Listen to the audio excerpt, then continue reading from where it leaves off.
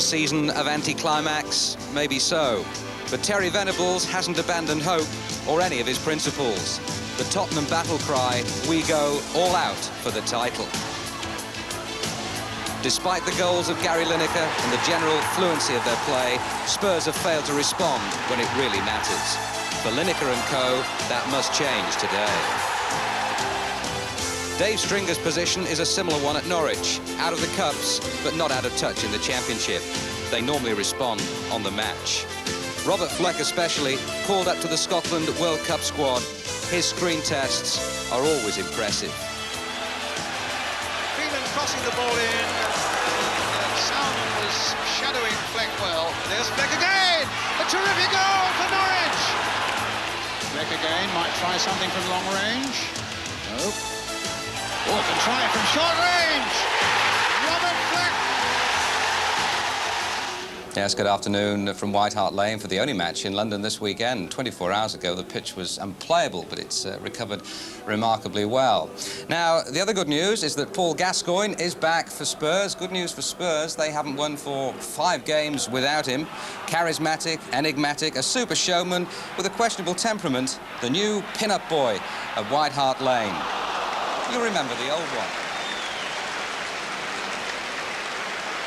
Maybe Spurs now. It's 4 against 3 now for Tottenham. And Hoddle's going through on his own.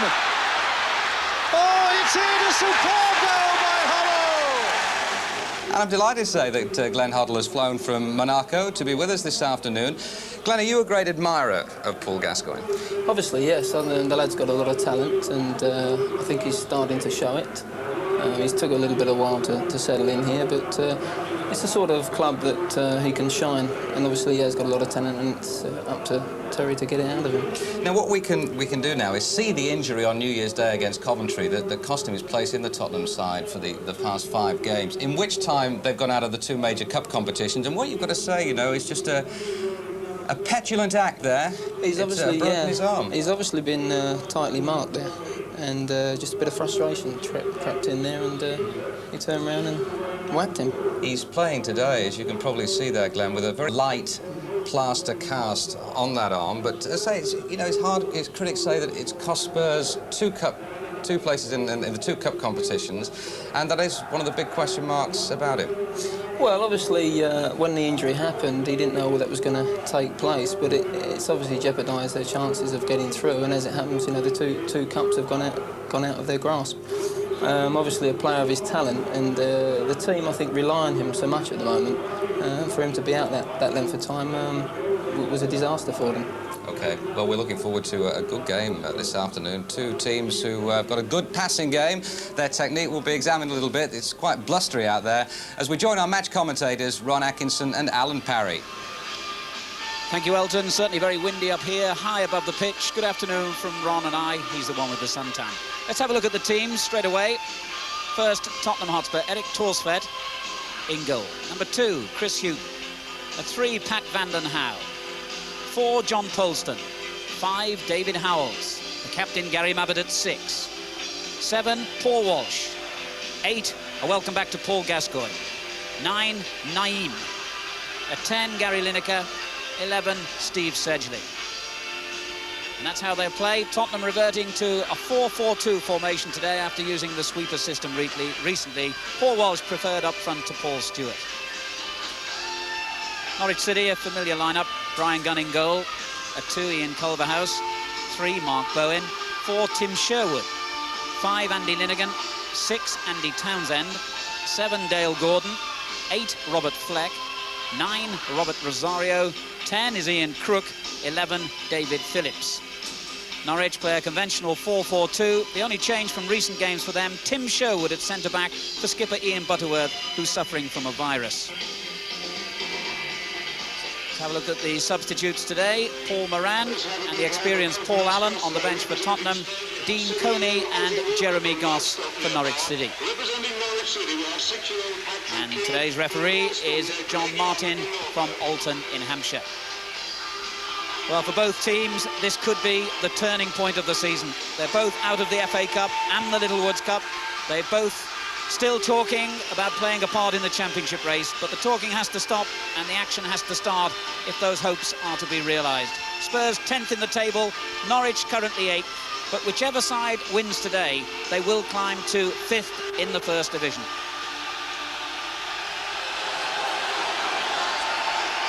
Norwich City, in their famous yellow jerseys and green shorts, will start the match, attacking from right to left in the first half. And a very, very strong and blustery wind, which at least has dried out the pitch, because at 8 o'clock this morning, when the referee looked at it, the game was in some doubt. Here's Walsh for Tottenham. Lineker up with him, and a good challenge by Crook. The ball turned forward by Culverhouse, and you can see how it hung in the air then in the wind. This wind's going to be a real problem, Ron. Yes, walked across the pitch before the start of the game. Very, very troublesome. Both teams like to play the ball on the deck, and I could see it causing a lot of problems in terms of control and passing. Fleck just pushing the ball, hopefully, as far as he was concerned, to Phillips, but out of play it goes for a throw-in to Tottenham, who have gone 7 matches without a win now since their 3-1 victory here on Boxing Day against Millwall. In fact, they haven't yet won in 1990. Vanden Howell forward. Good control by Walsh. Turned back then by Gascoigne. And Mabbott brings Chris Hughton into play. Good running on this near side by Lineker. Back to Naeem, the Spanish under-21 international. He spotted a good run by Howells.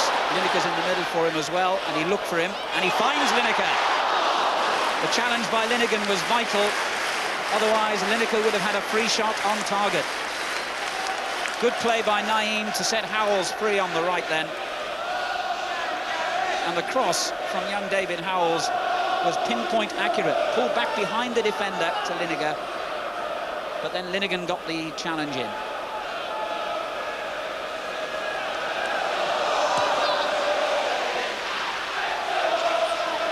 And Howells there to meet the dropping ball from Gunn's goal kick. Crook, Dale Gordon for Norwich. Fleck.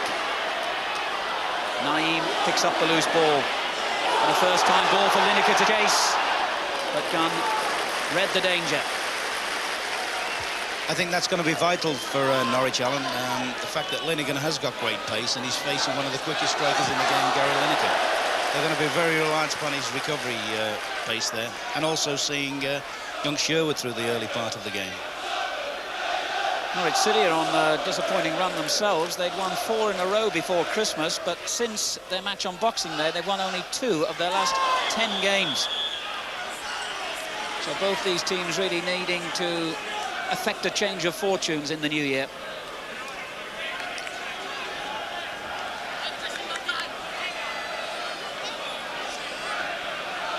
Free kick to Tottenham. Chris Hughton to take it. But a bad ball straight to Fleck. Rosario. Townsend forward. And on the left, Mark Bowen, one of the former Tottenham players in the Norwich lineup today. And here's another. Crook. And yet another. So they all got a touch. Culverhouse. A good ball for Gordon. Holston across to cover. And he wins the corner.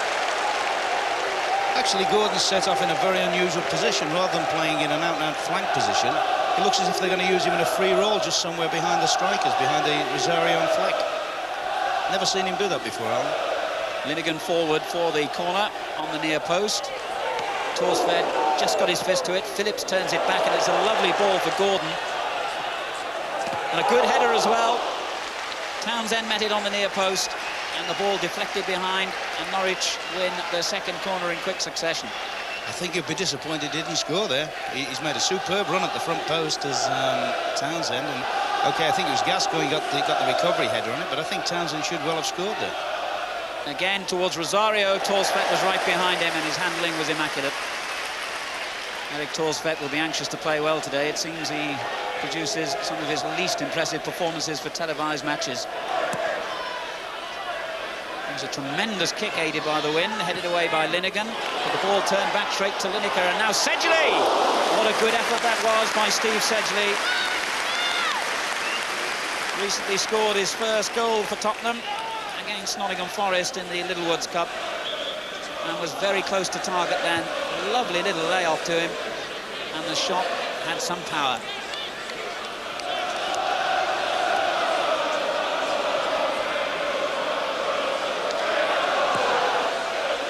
Gunn again having trouble kicking into the wind. Phillips, Crook, Linegan, Townsend.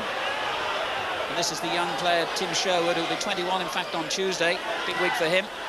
And he looked for and found Rosario well. Crook is in the middle. There was a great shout from the Norwich fans for a handball, and the referee agrees that Polston used an arm to control it. It's a good, positive start, this, by Norwich. Polston in trouble then. They've had a couple of corners and now a free kick in threatening positions.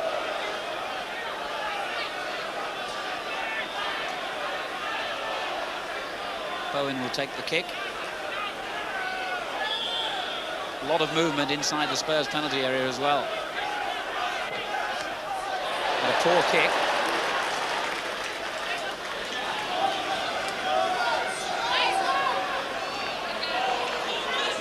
Bowen with the throw. And in fact, he'll leave it to Tim Sherwood, former Watford player, who finds Townsend the skipper. Forward by Sherwood towards Rosario. Polston's header. Rosario did well. Looked for Gordon. Good interception, and suddenly Walsh breaks and Lineker is free on the left, but given away straight to Linegan. And a good ball finds Phillips. Crook takes over. And that's a fine ball for Gordon. Torsfeld had to come out of his goal. And he's still in trouble here if Gordon can turn it back in. Finally, it goes in towards Rosario. There was an unguarded net for a moment till Mabbutt got the ball away. Real danger then, but from it, Spurs break impressively. And this time, Walsh does find Lineker. And he takes on Linegan around the outside. But Linegan wasn't having any of it. And that was a real ebb and flow in the opening stages of this game. Gascoigne. Good play. Fleck for Norwich. Now Mabbutt. Naeem on the right. It's a glorious ball. He looked for Howells. Didn't quite have enough to carry over Culverhouse. Obviously the wind, a real problem for players attempting those crossfield balls like that. Mabbutt with the interception for Spurs, but straight back to Crook it goes. Rosario's made a good run here, and Fleck is in the centre if he gets the ball in early.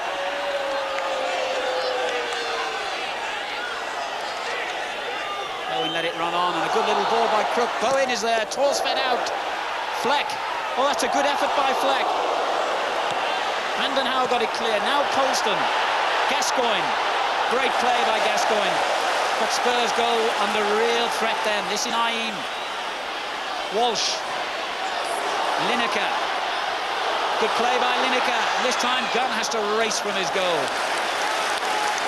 Well, if anyone thought the mid-table positions of these two teams might produce a dull match, it certainly hasn't been evident in the opening. We could have had goals at either end already. Tottenham have a corner. Naeem will take it. John Polston has come forward, so has Gary Mabbutt. Into the near post and flicked on well by Howells, but it cleared the entire crowd of players in the goal area. That was one of those, Alan, that once Howells had got the first touch, I think if Paul Walsh would have been anticipating at the far post, there's a possibility he might have had a little tap in there. But as you say, the game has started in very, very bright. Norwich have been particularly impressive. They found the men very accurately, and they've taken the game right to Spurs, and they've had 3 or 4 very, very good situations. This is Gordon. Crook. And Norwich has ever played their neat passing football, but then given away by Sherwood. But Gordon worked hard to retain possession. Good challenge by Houghton. And then Naeem's mistake gives Townsend the ball. On by Crook to Rosario. Culverhouse. Phillips on the right. Naturally two-footed player, David Phillips. In for Fleck to chase. And he did well. Mabbott's tackle, good one. Brandon Howe. Howells. Good ball, no, just carried a little bit too far for Lineker.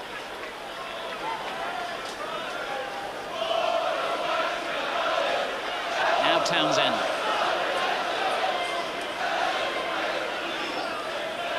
Rosario. Bowen forward, good ball to Gordon, couldn't quite control it. And Gascoigne, who's started quietly, really, as you'd expect from a player who's been out for 5 matches now with this broken arm. Under pressure from Rosario, and fouled by the Norwich man as Fleck tried to lob the goalkeeper. The other interesting thing, looking at the 2 team formations, Norwich, as we know, hardly make a change, but a settled team formation, apart from the fact, as I said earlier, Gordon is sort of floating about. Spurs, on the other hand, have only one definite player playing in a position. That's Lineker up the front. All the others, Howells, Walsh, Gascoigne and so forth, all seem to be interchanging. It'd be interesting to see how that gels. They look as if basically they're just going to leave Lineker up front and try and get support players up to him from midfield positions. This is Townsend for Norwich. Good play. Gordon. He's got Bowen free on the left if he needs him.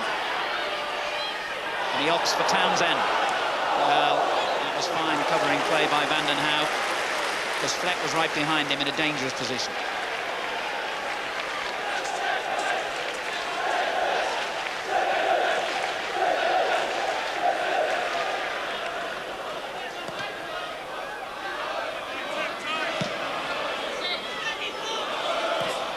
Houghton really skied that clearance, and Gordon heads it out for a Tottenham throw. Just over 11 minutes gone. Tottenham 0, Norwich 0, but both sides have had scoring opportunities. And now Walsh for Spurs. Good challenge from Tim Sherwood.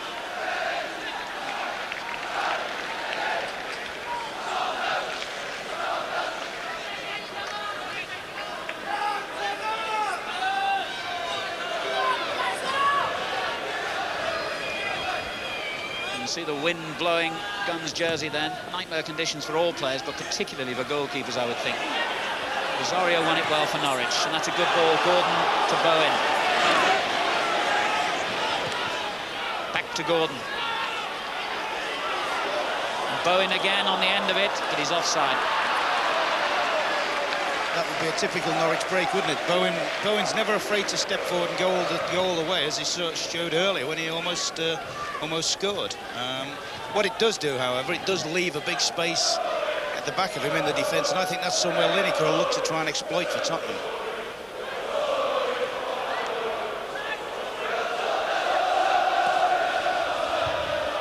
Look at the length of that kick from Torsfett, straight from one goalkeeper to the other. And that indicates just how strong the wind is against this man, Norwich's Brian Gunn. Played every game this season, and a certainty, I would think, for Scotland's World Cup squad. Howells forward. Culverhouse shepherded the ball over the line.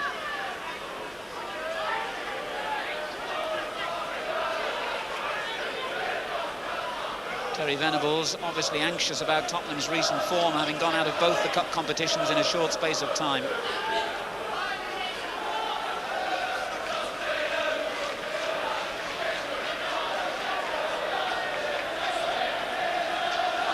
Rosario.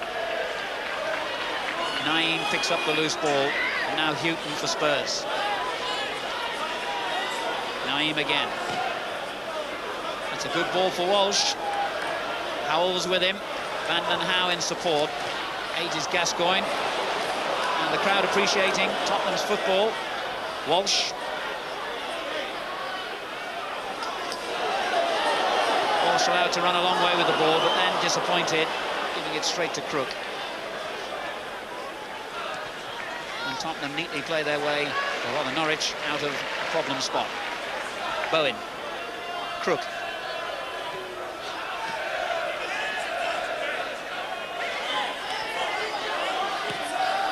And back it goes for Sherwood. And they're certainly happy to play the ball around in the middle of the field like this to retain possession. And then a mix-up between Gordon and Townsend lets Spurs in. Howells going forward. Lineker is with him, and he finds him. Linnigan across to cover. Sedgley on the edge of the box. Turns straight at Gordon. Now Linnigan under pressure here. And straight to Van den Hau, whose control was disappointing. That clearance of Linnigan's, Alan, was possibly the first time any Norwich players played the ball blindly, just been happy to get the thing away. I mean, it's a great tribute to them, the way they're prepared to play their football, whatever the situation, whatever the conditions. And they get a free kick for a foul on Dale Gordon. I think Dale Gordon will feel he's penalised there. I mean, a super little back heel, and it's actually got Rosario in open space. Yes, I think Norwich felt the referee might have let play go on then. The free kick straight to Rosario. And ironically, sometimes when the referee tries to play an advantage, it doesn't turn out that way. But this time, in giving the free kick, he's penalised Norwich almost. Gordon's header. Rosario.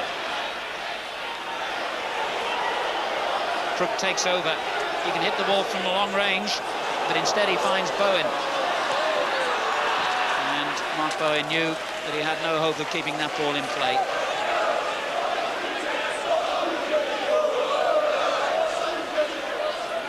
Gascoigne. Gascoigne uses his good arm to petulantly hit out at Sherwood. And the referee has called across the Norwich man, who certainly was the initial aggressor. Paul Gascoigne reacted angrily, and Tim Sherwood in for Ian Butterworth, the Norwich captain, finds himself booked early in the game. Yes, and rightly so, but you think Gascoigne had learned, wouldn't you? He actually, in retaliation, has swung an elbow. I don't know if it's the one he cracked the other week at Coventry, but he actually swung an elbow at Sherwood. He was perhaps considering himself a bit lucky not to be booked. And it goes from Houghton. Mabbutt couldn't reach it. Rosario did. Holston. Culverhouse intercepts. Van den Hau for Spurs. Howells climbed well and found Walsh. Good play that by Howells. And then Gascoigne slipped in possession. And Norwich clear their lines very effectively. Mabbutt's header dropping for Fleck. He's all on his own at the moment. But now support from Bowen. Fleck still in the thick of things, and a good ball. Well read by Sedgley, because that would have set Gordon clear with a good side of goal. Now Culverhouse. Phillips on the right, and 3 Norwich players in the penalty area. Good interception by Polston, although the cross could have been better.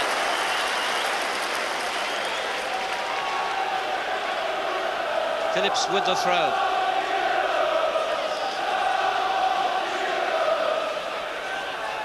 Townsend. Culverhouse. Sedgley headed it clear. Van den Hau under pressure from Bowen, and that's a free kick to Spurs.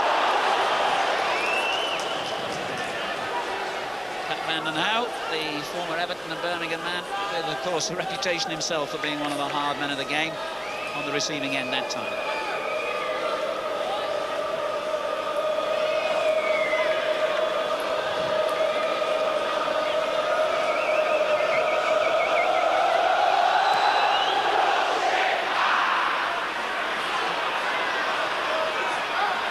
Doing well. Walsh pointing where he wanted the ball and gets it there. Took a bit too much time perhaps. Sherwood hustled him off it, but Gascoigne finds Houghton. Now Naeem for Spurs. Gascoigne there again. Good ball for Walsh. Tapped it back for Gascoigne. Loves a trick on the ball, Paul Gascoigne. And hit it straight at Crook. Gordon gives it away to Van den Hau. And Norwich penned in their own half for the moment. Howells. Walsh, nice layoff. Lineker. Space just wouldn't open up for him. And Bowen got an important foot in the way as Naeem threatened to shoot. Bowen again for Norwich. Crook. Looking to set Fleck free. Holston read it all the way.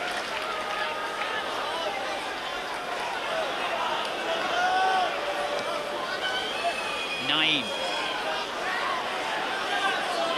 Walsh has made a good run here. The wind carried it on a little bit further than Paul Walsh would have wanted, but he's done well to keep it in. Naeem takes over. And a disappointing cross.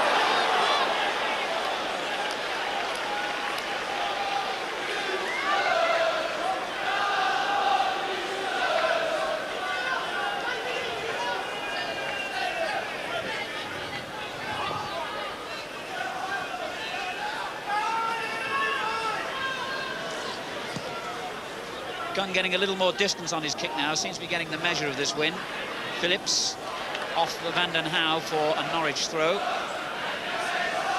And there's the final score in that important North East derby. Newcastle United 1, Sunderland 1. McGee for Newcastle, Gabbiadini for Sunderland. And now Gascoigne for Spurs. Naeem. Houghton. Took it well under pressure and just about kept it in. Good play. Phillips had to scoop it away from danger. Back it comes from Houghton. Gordon's clearance. Holston hit it straight against Fleck. Oh, good play by Robert Fleck. Well, he did then, but Townsend's layoff has got Norwich in trouble. Sedgley. Lineker screaming for the ball on the left and gets it and did well. Walsh is in the middle for him, and he looks for him. Walsh's header. But what a good flowing attack that was by Tottenham. All stemming from Townsend's mistake in the middle of the field. Good period this for Tottenham, Alan. Basically because, as I say, Norwich are pushing people up into midfield. Boone and Phillips are both pushed on. They're essentially only playing with 3 defenders, and consequently anything that's played wide of them or down the sides of them gives their defence problems. And Lineker and Walsh are looking to make runs in those spaces. Tottenham certainly need the result. They've lost 3 of their last 4 matches here at White Hart Lane and only drew the other against Manchester City. Their last win on their own ground, in fact, was that Boxing Day victory against Millwall, their last victory of any kind. Free kick to Norwich for the foul by Gascoigne on Rosario. Just approaching the midway point of the first half, still 0-0, but plenty of excitement in the goal mouth at either end of the field.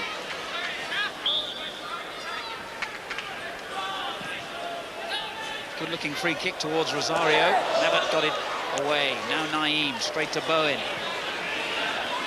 Townend. Bowen again. Good challenge by Gascoigne. Lineker. He's going to have to go all on his own, I think, here. No, Walsh is there. Still Walsh. What a good tackle by Culverhouse. Had a couple of games for Spurs in the mid-1980s, moved to Norwich 5 years ago, and has made the right-back spot his own. And even got the throw in then.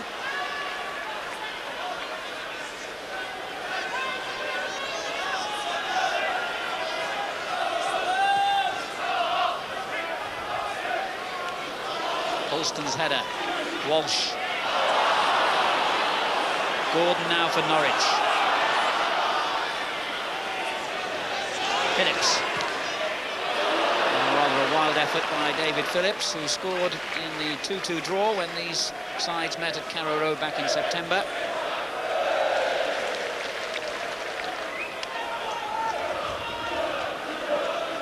I must say that Dale Gordon looks very, very impressive in what for me is an unaccustomed role. He's running free, he's making things happen, and he's played some very, very accurate through balls into his front too. Gascoigne flicked it on, and on again by Howells. Lineker chasing here. Lineker's round the goalkeeper, and Lineker has scored.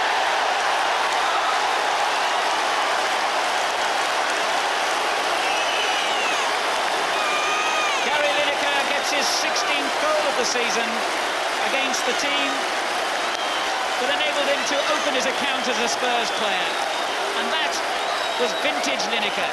Moving in ahead of the defender and the goalkeeper, and the finishing immaculate. The ball turned on by Howells, and look how quickly Gary Lineker reacted there. Gunn committed himself by coming so far from goal, and Lineker punished him. Yeah, you said it all there, Alan. Certainly that was vintage Lineker. The little diagonal run across the line of the back of the defenders. Interesting there, just a one-touch ball from midfield. I think it was from Sedgley, and he's latched onto it. And to be fair, I think Dave Stringer will probably wonder what his defence were doing, whether they were sleeping a little bit, not concentrating. But all credit to Lineker. That's his forte. Does it brilliantly.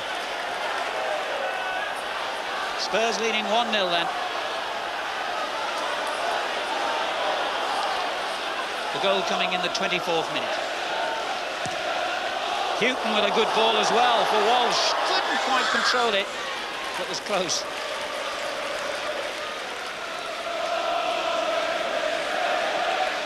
Well, Gary Lineker's 16th goal of the season just continues his remarkable scoring record. One of the best in the game as Fleck turns it on to Gordon at the other end. Gordon must equalise, surely! What a great save by Torsfeld. That looked a goal all the way. Yes, as you say, a great run from the middle of the field from Dale Gordon there. Like yourself, I would have fancied him to have scored there, but full marks of the keeper. He is a big keeper, and I think he made himself even bigger there. Super save. Corner to Norwich. It could so easily have been an equaliser. And Torsfeld is there to deny them again, and that's a very good throw, setting 9 clear. Phillips is making life difficult for him. Sedgley is arriving in support, and here he is, but well read by Crook.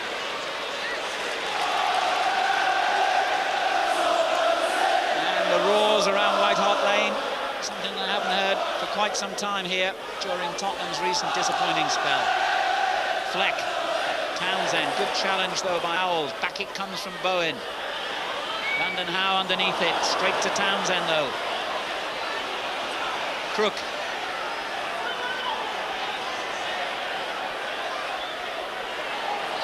Gordon again getting well into space. Fleck is there, and the goalkeeper denies him again. Torsfeld has produced 2 very good saves of very different nature. The one, the direct shot from Dale Gordon a couple of minutes ago. This time, courage at the feet of Fleck. Yes, I think it's Terry Venables now. I'd be looking to try and get Sedgley to pick up Gordon. He's making those runs from the middle of the field. Twice he's threatened them, very much so, and he's got this great pace and the skill to produce when he gets there. And I think Spurs have got to try and lock him out a little bit. Good safe back pass by Mabbutt.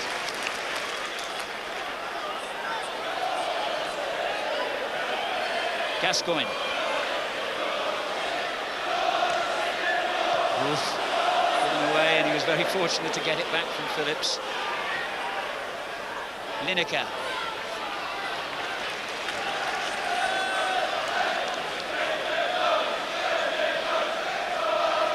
Looks as though Norwich are about to make a substitution, incidentally.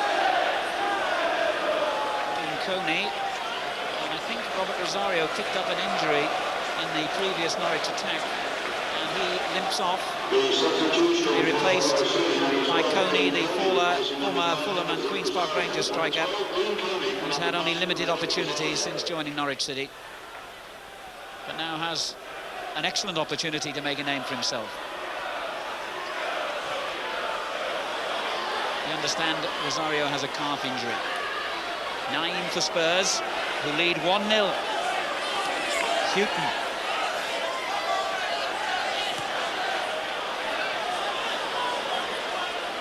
Polston. And he returns the favour to the fullback. The goal scorer, Lineker. Good ball by him.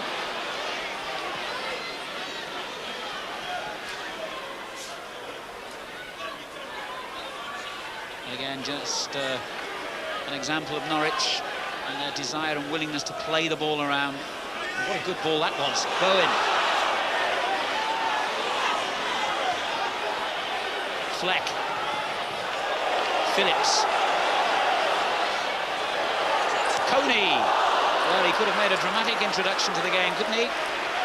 That's right. I mean, he is a good header of the ball, but I'm sure that's something that Rosario, I bet he's sitting over there now thinking, oh, why couldn't that have been played about 10 seconds or 2 minutes earlier or whatever? Probably the lad's a little bit cold as well, Coney. That was another good situation. When they play their way through Norwich, they seem to produce a move that invariably finishes with them maybe getting a good strike at goal. I just had a feeling all along about this game that it might produce a few goals. We've had one so far, and the promise of more to come.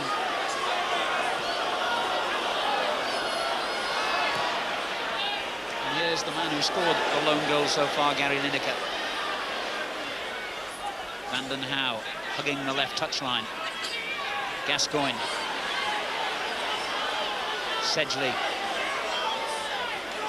Walsh. Twists and darts away from the defender. Now Vanden Hauwe. Gascoigne. Well, some of the Tottenham supporters getting frustrated that the ball isn't played into the box. It is now. And that's what happens sometimes. It's interesting, Ron, isn't it, how crowds do react. I noticed the Norwich City crowd last week, they've really been educated to the way their team plays, pushing it about a lot.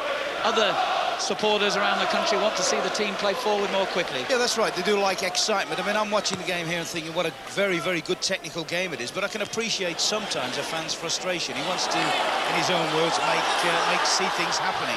And perhaps it will now with Gascoigne. Oh, it's a good ball as well. Oh, Lineker just couldn't dig it out. But I mean, if you were a purist, if this game was being played on the continent, you're a purist of soccer, you'd be sort of extolling its virtues. I mean, the passing's good, the movement's good, the interchanging between players is very, very good. And tactically, it's a very interesting game. I mean, Spurs are playing a very fluid sort of system. Norwich are always good to watch. Now Crook. Sherwood. Mabbott did so well. Gary Mabbott rarely has an off day. His 8th season here, he's made over 300 appearances for Tottenham, and he is always a rock wherever he plays. We've got a half-time score from the important second division game. Swindon 1, Leeds United 1. Half-time score, remember. And we'll obviously keep you in touch with the latest score as that game progresses. Bowen with a thundering challenge then on Gascoigne. And indeed he wins the free kick. Naim fouled him. Crook. Good ball. Phillips. Culverhouse. Crook again. Well, he was ambitious when perhaps he ought to have been a little more clinical, because Spurs have profited from his mistake. But Sherwood's interception makes sure they don't get too much profit. Bowen. Crook. Phillips again, free on the right. And back it goes to Culverhouse. Linnigan. Mabbott was at full stretch. Holston just helps it back.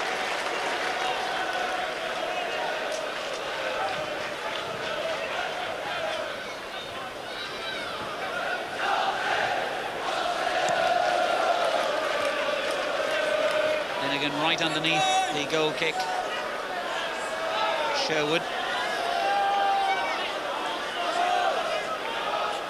Crook.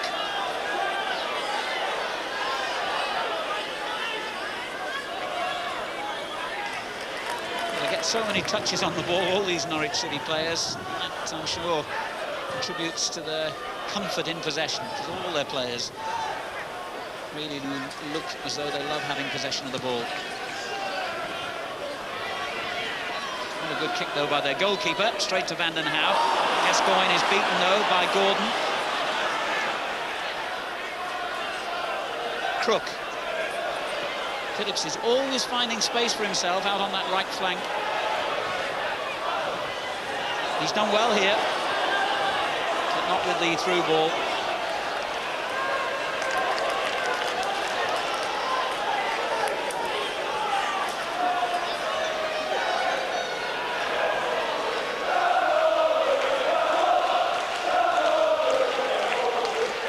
Saves Torsfed made in the space of a couple of minutes, keeping Spurs 1 ahead.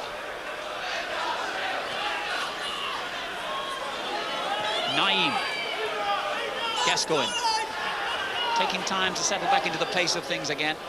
But that's not a bad ball for Lineker. He backheels it to Walsh. Sedgley's in the middle. Sedgley. did well, Sedgley, because there were 4 defenders around him, but just couldn't open up the space for a shot. I think there you see the value of a player like Gascoigne. Everything looked closed off, everything looked sealed off, and all of a sudden, out of nothing, he produces a super little through ball for Gary Lineker that ends up with Spurs having a very, very good situation. But now they've conceded a free kick. Houghton's foul on Sherwood.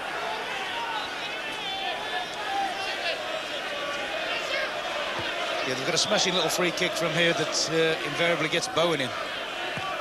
And that's exactly what they tried again, but he was offside. I was just about to say, but it looks as if Houghton's read the script there. Certainly get some goals, Mark Bowen, as well. 4 goals this season. Well, basically, the way he's playing today, you wouldn't describe him as a full-back. He's playing as the midfield player on the left-hand side. In fact, basically, they're playing without a left full-back. Gascoigne now for Spurs. They lead 1-0. The goal scorer, Lineker. Glorious ball. Gascoigne to Van den Hauwe. On towards Lineker in the box, and Linnigan just touched it back to Gunn. I'm sure he was really sure that was going to reach his goalkeeper, but he had to make the interception. Coney's header was a superb one. Fleck. Now the space opens up for Fleck. And Phillips arrives in support. In towards Coney. Gordon just kept that out, Torsvet. It looked as though it was going to slide through his fingers from Dale Gordon's header. Should have scored. I mean, I think Dale Gordon's having a super game. This is a great move, great ball in from Phillips. He does this very well, and really he's got all the time in the world to pick out something on the far post. That's another let-off. Looks as though he might have been offside when the ball first played in. Anyway, here's Howells for Tottenham, but straight against Linnigan. Now Phillips. And certainly Norwich have proved that they can get in behind the Tottenham defence. And Howells makes absolutely sure that Phillips didn't get room for a cross then.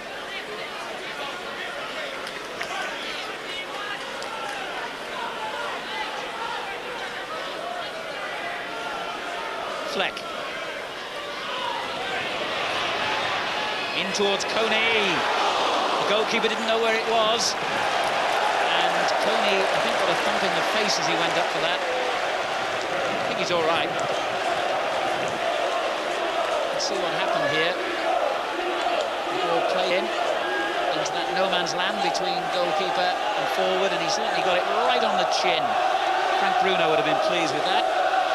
Accidental, of course. Linnigan didn't reach him, and Coney couldn't control it either. And in fact, the linesman has flagged, so it's a free kick to Spurs. But there have been many goal-scoring opportunities in this game, Ron. Oh, I think Norwich have. I think both sides have played well. I'd have to say that, but I think Norwich have played exceptionally well. And if they're not level by half-time, I think Dave Stringer will be very, very disappointed. They're patient, they've got a good way of playing, and they play their way through so many times. Their forward play's been very, very incisive, but they just haven't finished. Sherwood, Townsend, Sherwood again, battled away well. Now Coney, good ball for Bowen.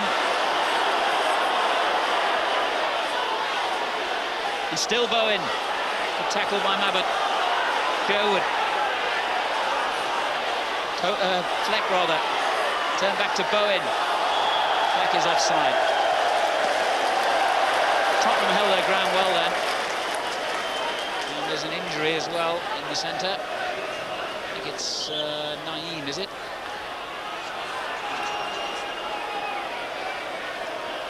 Well, whilst Naeem is receiving treatment, we can have a look from the other side of the ground at that goal.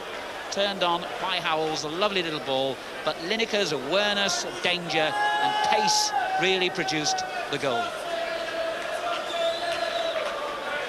Naeem has had a long layoff because of injury, a knee injury, which kept him out for 3 months. And as you can see, he has fond memories of Norwich. It was against them that he made his first division debut, and he came here from Spain last season. He's all right.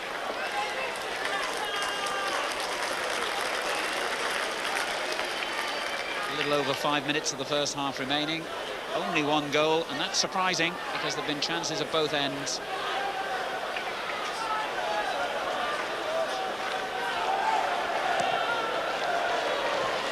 Tremendous kick from Torsvet. Walsh turned it on. Linnigan read it well. Phillips.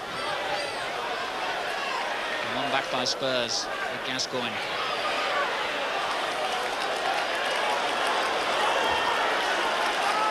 Looks fit enough, Alan, doesn't he?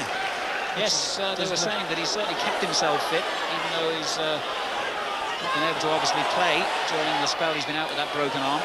That's a good ball, though. Here's Houghton. In towards Walsh on the far post, and it eluded everybody. Howells is still there, Walsh is still there. How did it stay out? Lineker. Naeem thought about the shot, laid it on for Gascoigne instead. Walsh.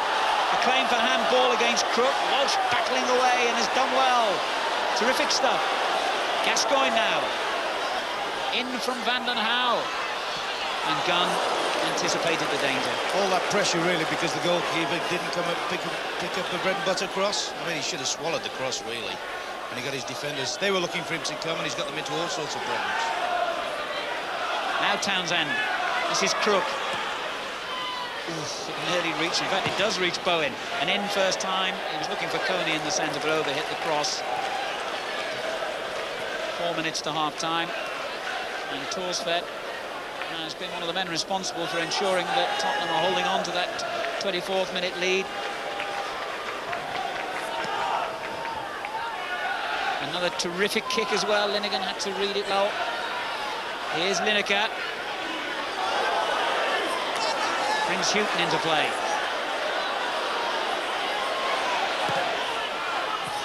Straight at Sherwood. Back it comes to Gascoigne.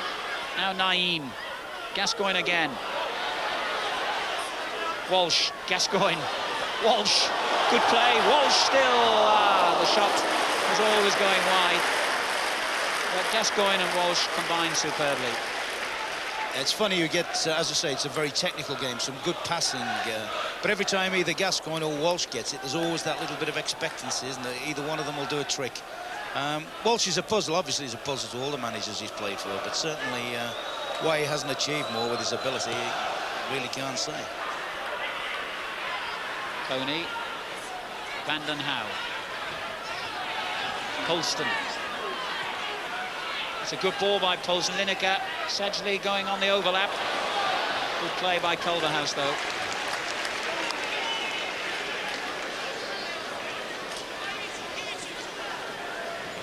Crook comes into deep positions, roams around the midfield.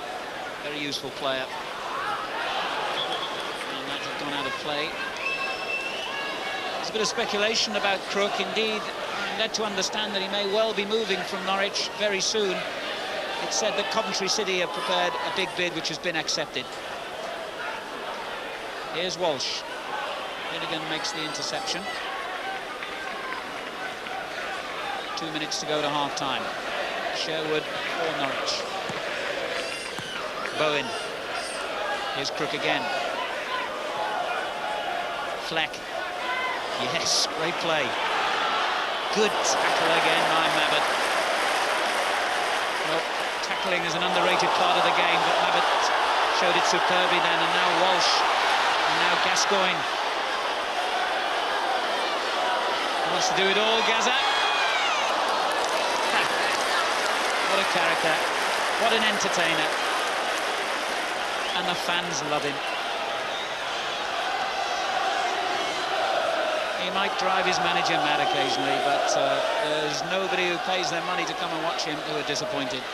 Naeem with the corner. Oh, it's gone in! Howells grounded the near post. And the flick was enough to give Spurs a second.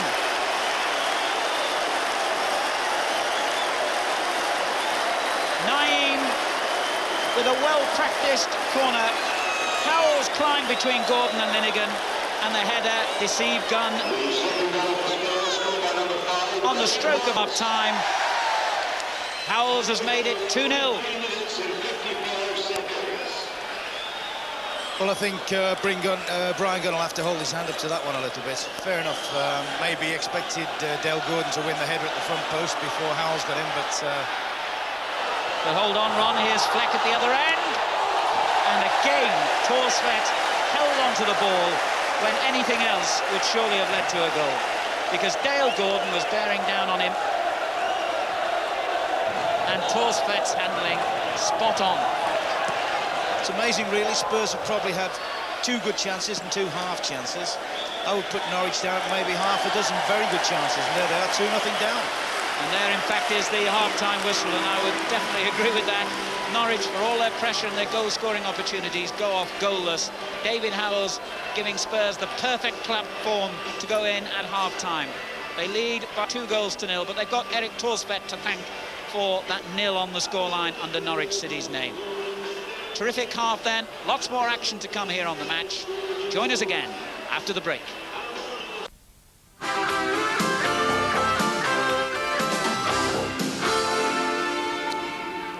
Welcome back. 2-0 Spurs. Goals by Gary Lineker and David Howells just 2 minutes before half-time. Glenn Hoddle's with us this afternoon, just sitting back and enjoying a marvellous exhibition of passing by both teams in difficult conditions too. Yeah, it's been a terrific passing game. I think both sides emphasise the passing game, especially in midfield. They haven't really got people who, you know, their emphasis is closing down. So that's worked out that they've got a lot of space in midfield, and they've been able to create a lot of chances at both ends. Yeah. In fact, it was a great ball by Steve Sedgley that led to the first goal by Gary Lineker. Just the sort of ball that he revels in. He loves this sort of thing. Well, it was a terrific run, but the ball was played first time, as you see, and it's difficult to play any sort of offside or to get your defence organised, but Gary's finished it off superb there. I mean, that's Gary, vintage Lineker. Actually, the defender, Andy Linnigan, got a touch to it. Do you think he might be just a little bit disappointed, without taking any of the gloss away from Gary? Do you think he might be just a little bit disappointed he didn't clear it there? I think he's got to be disappointed, yeah, that he's not cleared the ball. But there again, you know, Gary's he's put it away very well.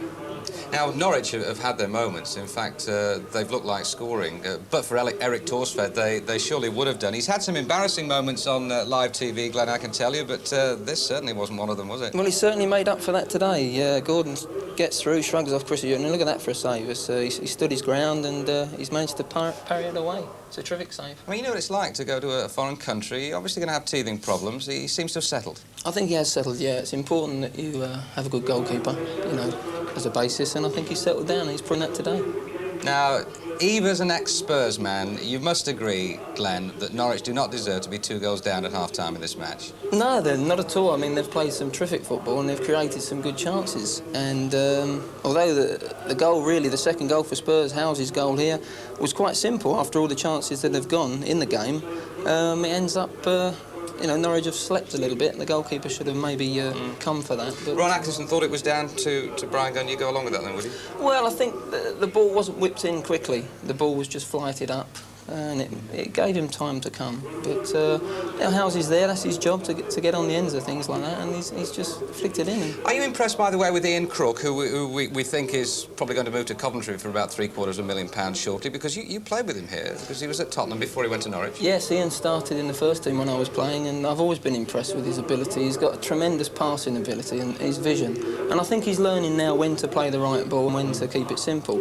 And it's interesting to hear that he's looking to move on, but a terrific player, and he could go all the way.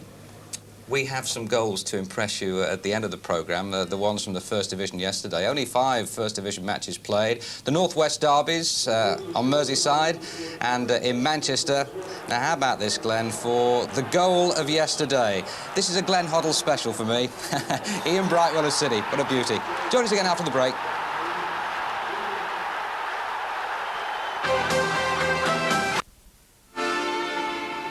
Welcome back. The most perplexed of the 2 managers at half-time will undoubtedly be Norwich's Dave Stringer. He's 2-0 down. Glenn, what's he going to be saying in that dressing room? What has he been saying in that dressing room at half-time? Well, I would think he would just be saying, keep playing as you are. They haven't done too many things wrong. They've created a lot of chances. If they create the same chances, they've got a good chance of scoring. The game isn't over because of that reason. But he'll be a little bit disappointed with the defence. What should they possibly do more of?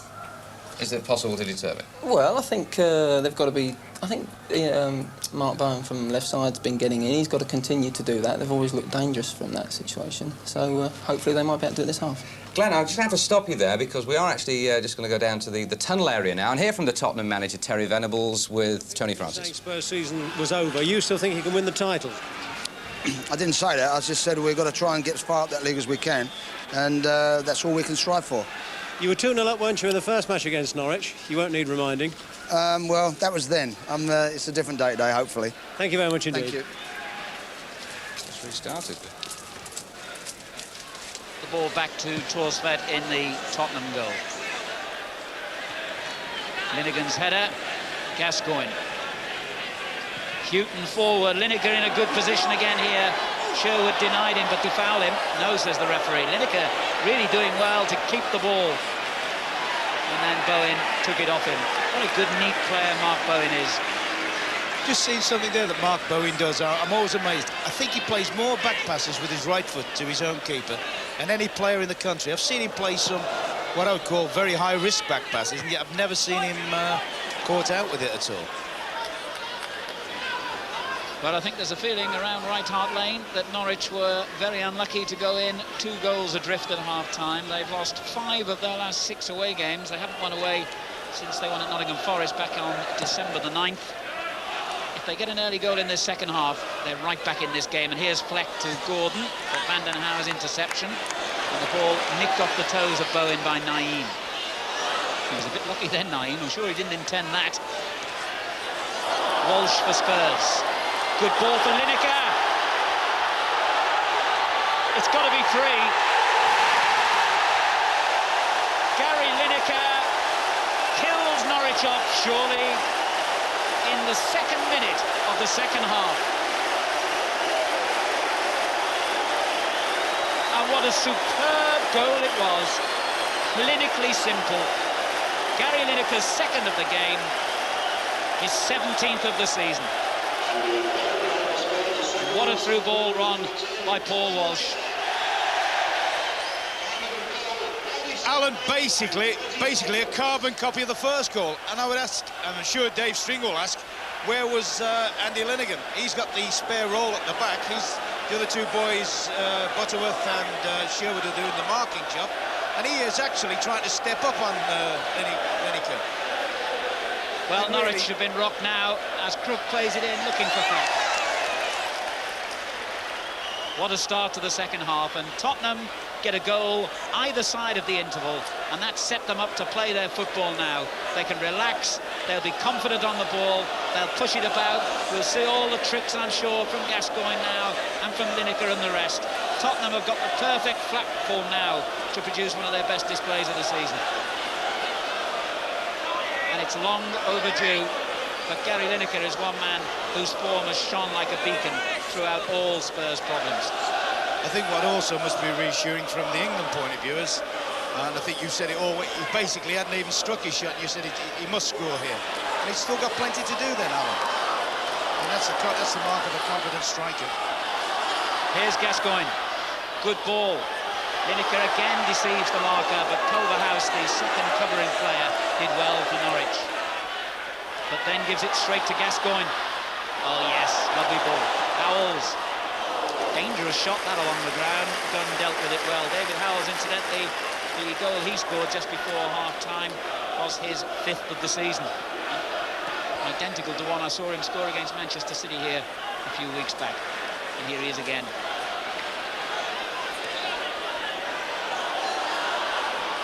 Gaza will revel in this situation, you can be sure.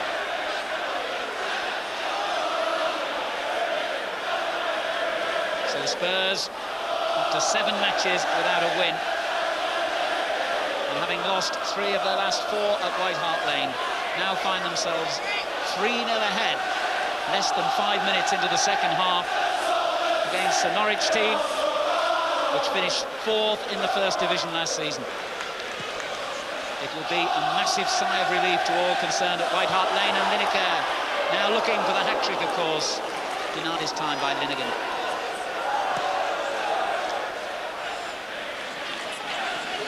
Over Mabbott's head, Fleck is there, now Townsend, handball by Polston.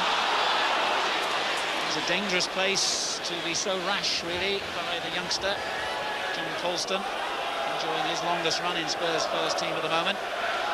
Now, they've got a few people who can have a crack from this range, have Norwich. Crook is one. Bowen, possibly. Crook tries the lob. Good save.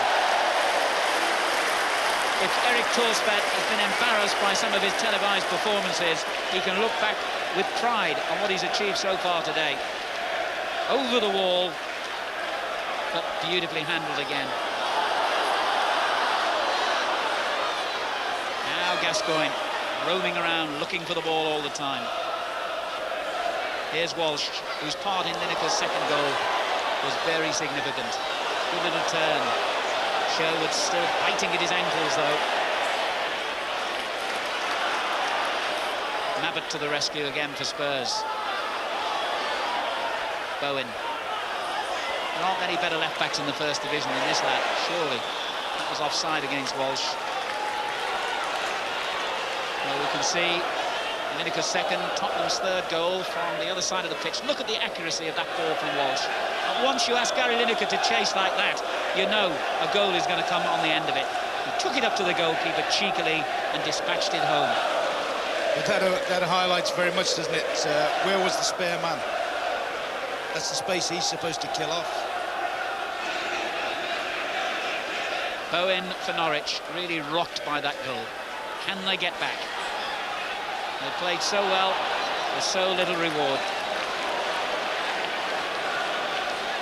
Lineker's pace, moving between the two defenders then, would have taken him away from some of the quickest men in the league. He likes playing against Norwich, I think.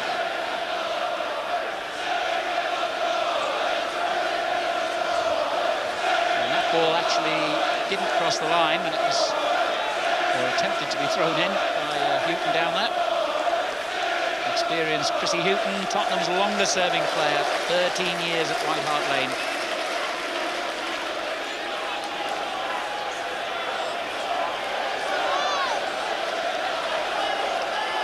Walsh. Norwich win it back. Good ball from Townsend to Fleck. And now to Coney, and back it goes to Townsend. Well cleared by Polston, but only as far as Culverhouse. Now Crook. Culverhouse in a good position here. Coney. Townsend. Crook. Decent effort by Crook. Thorstvedt knew it was going over.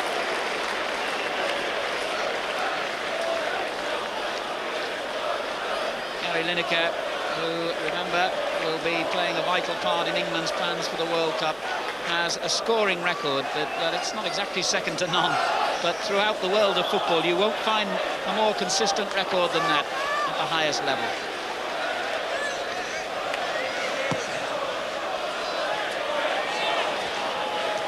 Linnigan wins it for Norwich, turned on then by Phillips. Holston's header, Vanden Hauwe. The clearance hanging in the wind.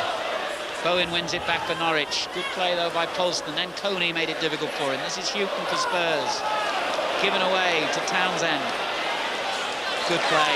Sedgley, one of the unsung men today for Tottenham. He's done a lot of good work in the middle of the field, having recently been playing in a defensive role.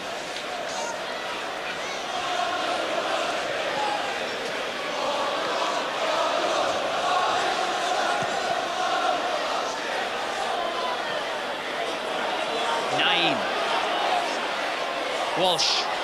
Linnigan intercepts. Houghton will turn it back. Mabbott. And now Polston for Spurs. Ooh, that was sloppy. Crook. Well won by Gascoigne. Lineker's free in the middle, and Walsh. Gascoigne goes it alone. Paul Gascoigne wanted a piece of the action himself then. I think he'll know when he looks back at that one on his video that both Lineker and Walsh were in a good position there, Ron, weren't they? Yeah, I think they were, and I think he was aware of it. I think he just felt he couldn't squeeze the ball through to them, and in fact he used them as dummies in many ways and got himself into quite a decent shooting situation, and the ball just ran away from his left side there, from his left foot. But I mean, full marksman, he's brave enough and positive enough to have a go at the defence. Yeah, I don't think anybody would ever complain about a player who wants to get into scoring positions, as Townsend perhaps has now for Norwich. Hit the foot of the post. What a superb effort that was by Townsend. Nothing's going right for Norwich in front of goal today. Nothing at all. They've got a throw. They could have had a goal. Here's Gordon. They might yet. Phillips.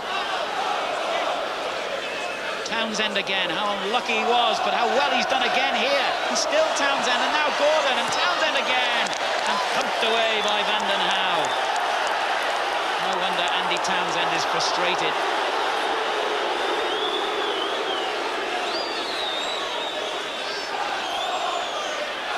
Coney. Gordon couldn't reach it. Culverhouse for Norwich. And the crowd delighted that Van den Hauwe cleared that, but he wasn't too delighted. In fact, that's interesting because the linesman gave the throw into Norwich.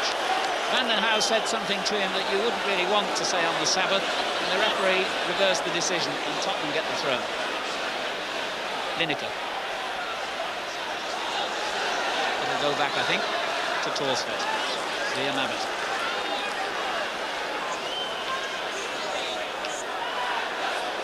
Gascoigne.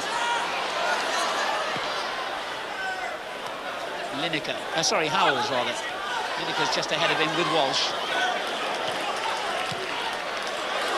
Gascoigne again. Naeem.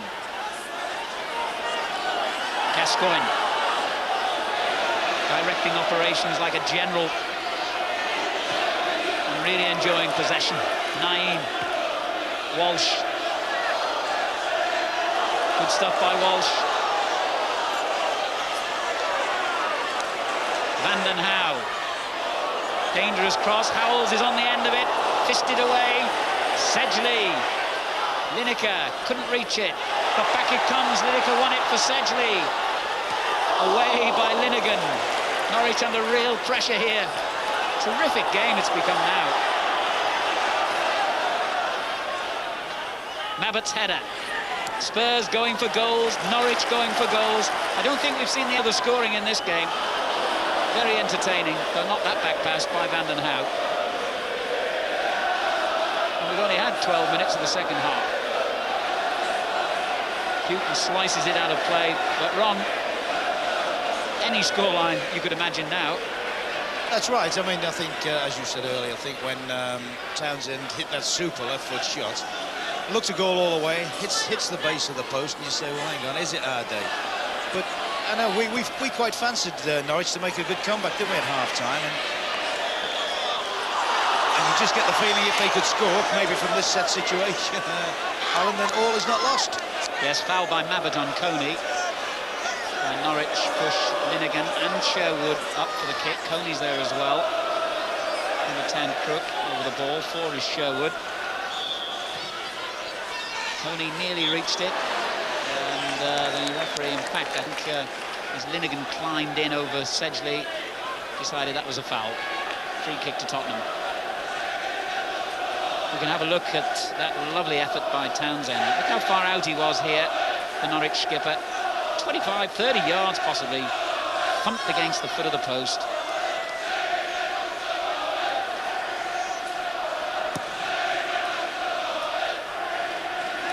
Good header from Lineker, although it dropped straight to a Norwich man, Crook. Gordon really couldn't have a hope of receiving that through ball. Well won back by Howells. Van den Hauwe on the chase. Linnigan in there as well. Well, when Van den Hauwe's getting forward looking for goals, you know that Tottenham are having a good day. He's never scored in a Tottenham jersey, and Gunn made sure he didn't then. Off the net of Seddy that time. Alston, good ball. Howells.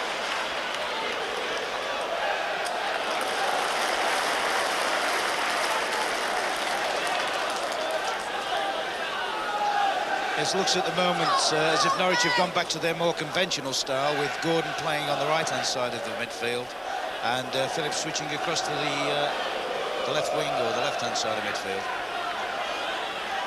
This is Bowen for Norwich. Fleck, good little layoff. Coney, and in Crook. Now Gordon.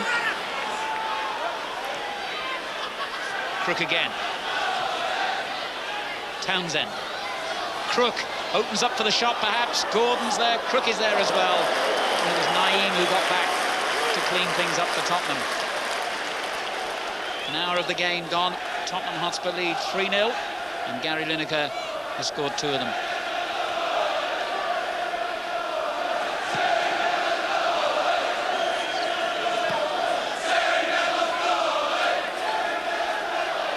It certainly looks as if Norwich are adopting a more conventional back four now, which in effect is probably right, because although Gordon was doing a lot of good work attacking from a midfield role, it meant they were leaving big spaces at the back, which in fact Lineker's exploited. Here's Crook. Well won back though by Tottenham. Walsh, Vanden Hauw. And Linnigan just whipped the ball off Gascoigne's toe with impudence. Crook, a lovely ball forward. Fleck chasing into the space. Polston's gone across to cover, and Houghton right behind him. Fleck finds Townsend. Crook fielded almost with contempt by Torsved. It is ironic though to be 3 down and probably find you've had probably 3 times as many shots at the other goal than the side that's leading the match. Well, I wonder if this could be the launching pad for a bit of a Tottenham revival. They've made a lot of changes to the personnel here. Tottenham in the 3 seasons Terry Venables has been in charge. They've had a lot of players injured, of course, but he does change his mind about the playing system and the playing personnel quite a lot. There's very rarely a settled 11 that takes the field at Tottenham. Terry Venables always flexible, with his assistant Dougie Livermore there, always prepared to change ideas. And I think the Football League needs a successful Tottenham. Howells with the through ball, Lineker on the end of it. Who else? That could be a penalty. That is a penalty. And I think Lineker will take it. He'll be on a hat-trick. Goalkeeper's had an absolute rush of blood. I mean, once again, perfect positioning from Lineker. He's picked his run, he's timed his run. But I mean, really, he's going well wide of the goal, and I can't understand why goalkeepers do that. He's now given him a much easier situation than what he originally had. 17 minutes into the second half, only Brian Gunn stands between Gary Lineker and a hat-trick.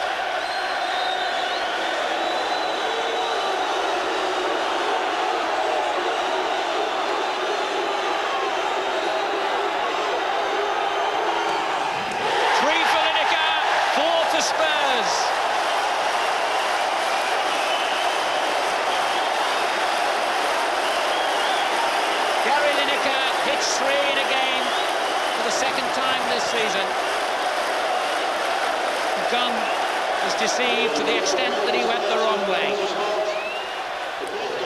What a day for Gary Lineker. And I think it's almost pointless asking Ron Atkinson later on who his man of the match is going to be. I think we already know. But here go Norwich, looking for a consolation. Fleck is in the middle here in a good position. The ball headed clear, though, by Polston. What a virtuoso performance this has been by Lineker. Brilliant finishing. And remember, he was the one who forced Gunn into the mistake that brought about the penalty. Norwich 4-0 down. Still playing their football, though, to their eternal credit. Gascoigne. He'll be livid if he doesn't get in on the scoring action. Gascoigne, I'm sure. Wearing a plastic protective bandage around his left broken arm. He'll have forgotten all about that arm now, you can bet your life.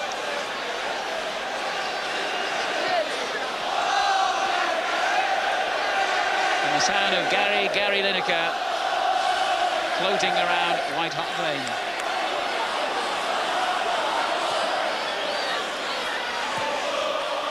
Vanden Hauw. Sedgley chasing and just turned back by Sherwood.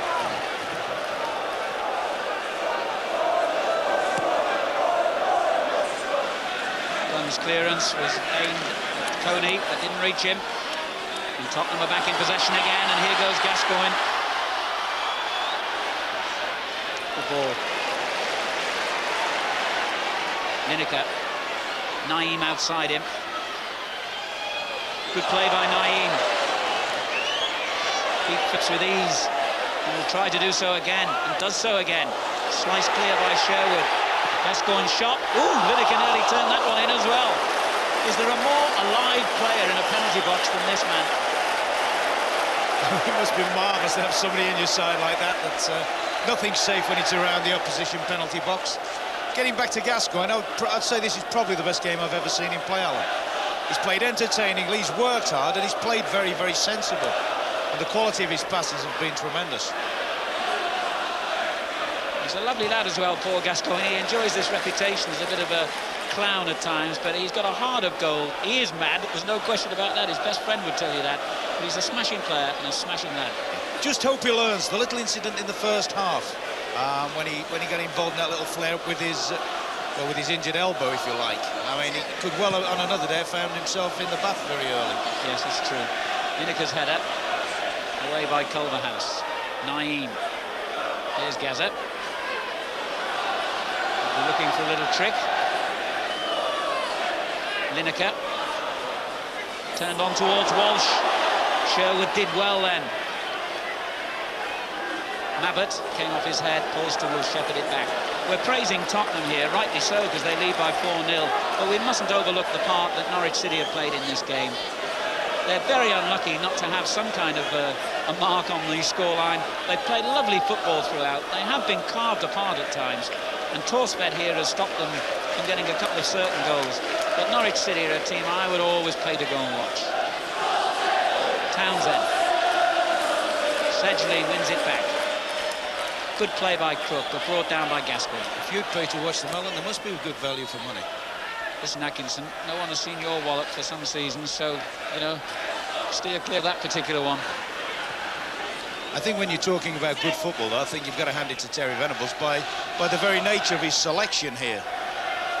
Here goes Gordon, though. Danger threatening, but Torsved easy to collect. Yeah, by the very nature of his selection, he's basically picked a football team. I know that sounds obvious, but if you look, you would, with the exception of maybe Sedgley to a certain extent, and possibly Gascoigne, you wouldn't have what you would term a recognised ball winner or a recognised hard man. They're all basically football players, and he's been borne out here today.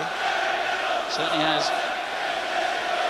He looked very tense before the match, Terry, and will he be relieved at this performance? This is a revitalised Spurs season. One game doesn't make a season, of course, but it makes a big difference. Midway through the second half, Tottenham Hotspur 4, Norwich City 0. Hat-trick by Gary Lineker. Howell's got them.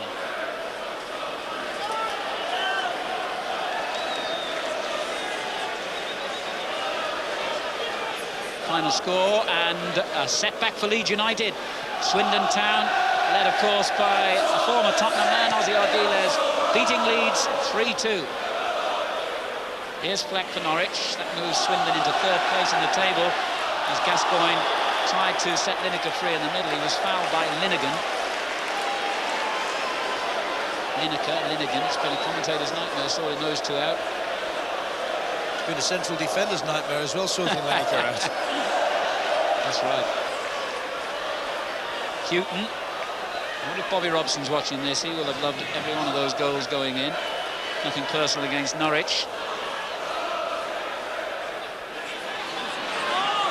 Gary Lineker, leading scorer in the '86 World Cup, you'll remember.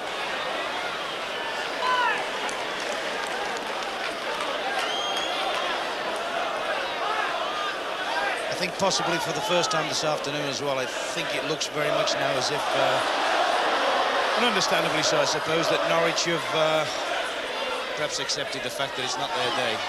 Here's Walsh. Lineker again in a good position, and here he is. Oh, he wanted support this time, and gets it now from Naeem. Headed away by Linnigan. Naeem is in there again. Walsh, Lineker, offside. Or was he? I think he was, yes. I think Paul Walsh was offside.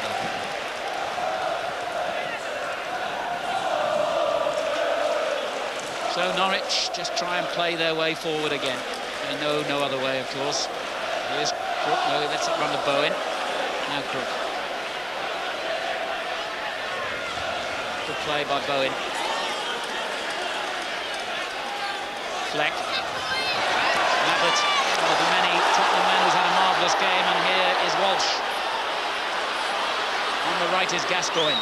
In the middle is Lineker. He looked for Walsh, and Gunn made absolutely sure this time he got the ball and not the man. Crook. Townsend.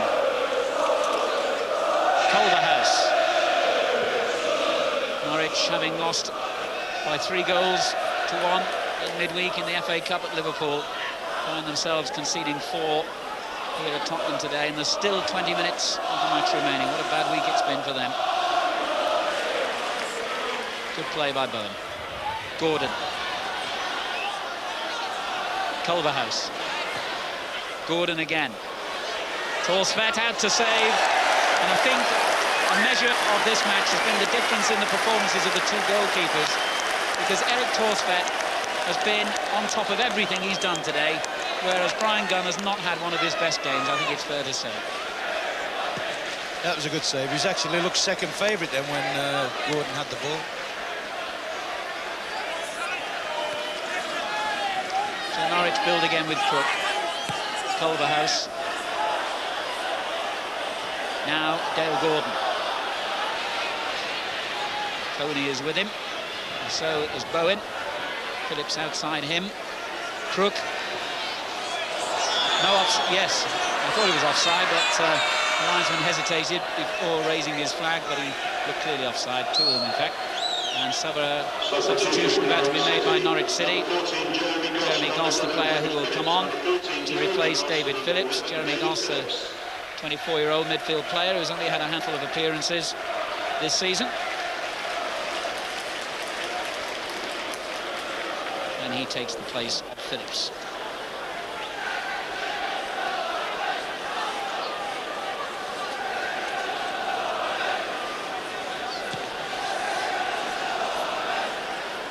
Naeem. Goss gets his first taste of action, but Naeem holds him off and finds Gascoigne. Yes! Good play. Walsh. Gascoigne again. Just didn't quite have the pace to get round Bowen then. Gordon for Norwich. Looked strong in possession then, Dale Gordon. Culverhouse. Crook. Townsend. Gordon. Townsend thinking about a shot. Closed down by Mabbott. Now Bowen. Fleck slay off. He comes back to Fleck. What a good effort by Fleck.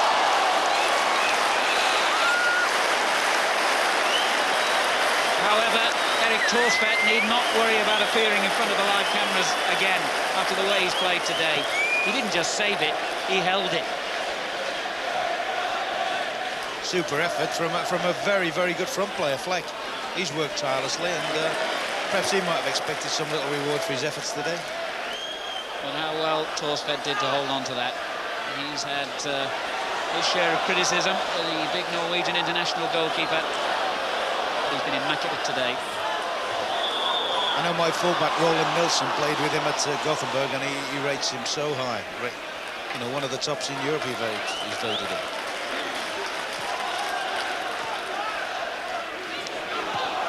.16 minutes to go here at White Hart Lane. Tottenham Hotspur leading Norwich City by 4 goals to 0. Gary Lineker has a hat-trick.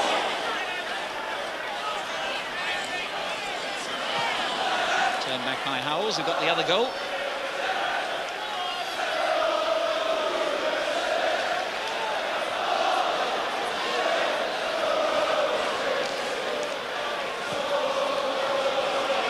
Tottenham just keeping possession. And now they'll try something different as Torsvet launches the ball against the wind. He did well to find Naeem, but one back by Norwich. This is Goss, the substitute. Fleck, one back by Gascoigne. Sedgley's in there as well. Now Fleck for Norwich City. And again, Spurs so neat in the middle of the field today.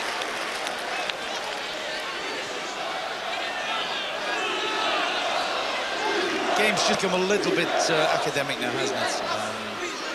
Spurs are indulging themselves, enjoying the luxury of winning 4-0, and players enjoying rolling the ball about and passing the ball around.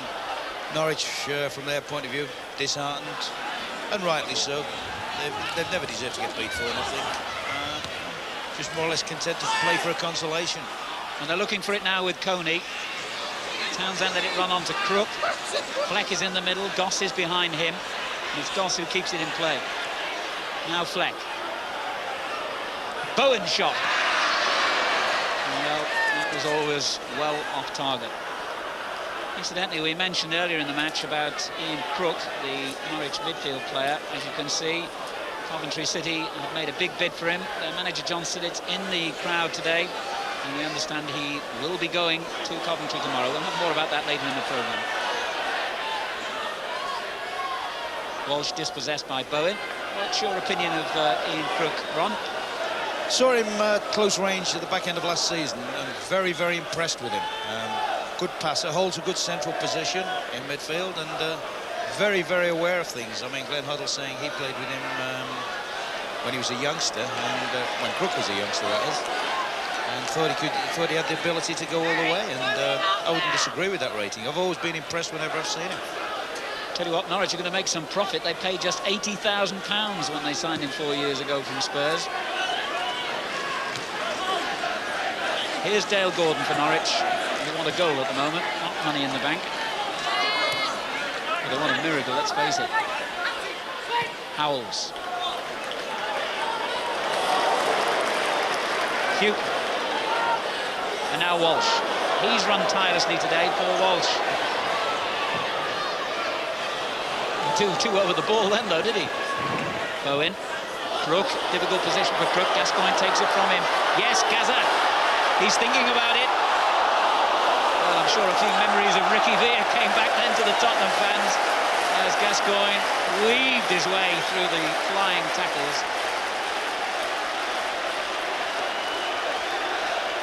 Self-belief is not something lacking in his game.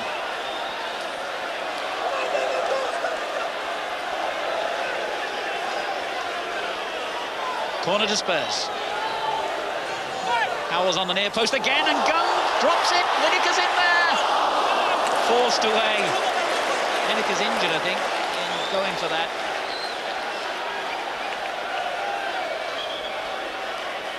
Brian Gunn was a bit lucky here.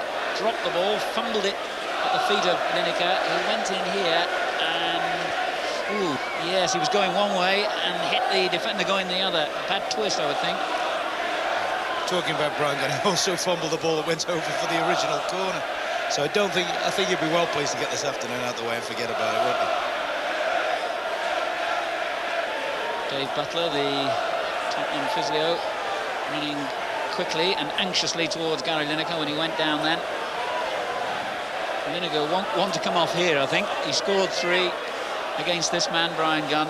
He has worked hard throughout as well, Lineker. He's won balls back that he had no right to win, and he's definitely going to play on, I think, here, although he's limping in the goal mouth. Hungry for another goal, perhaps. Howells there again, winning it on the near post, and then turned back straight into the arms of Gunn by Naeem. Sorry, it was Mabed, actually.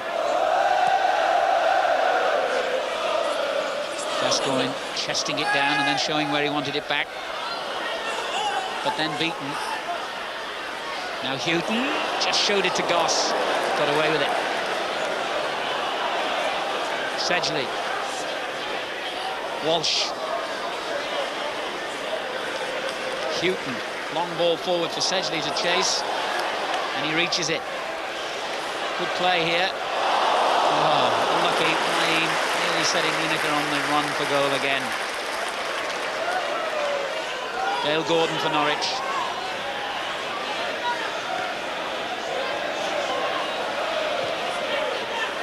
Culverhouse.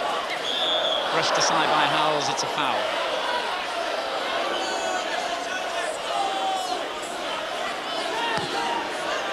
Crook spreads play, not quite where he wanted, I don't think. Bowen. Sherwood. And now Linnegan. Dale Gordon for Norwich. Crook. Goss.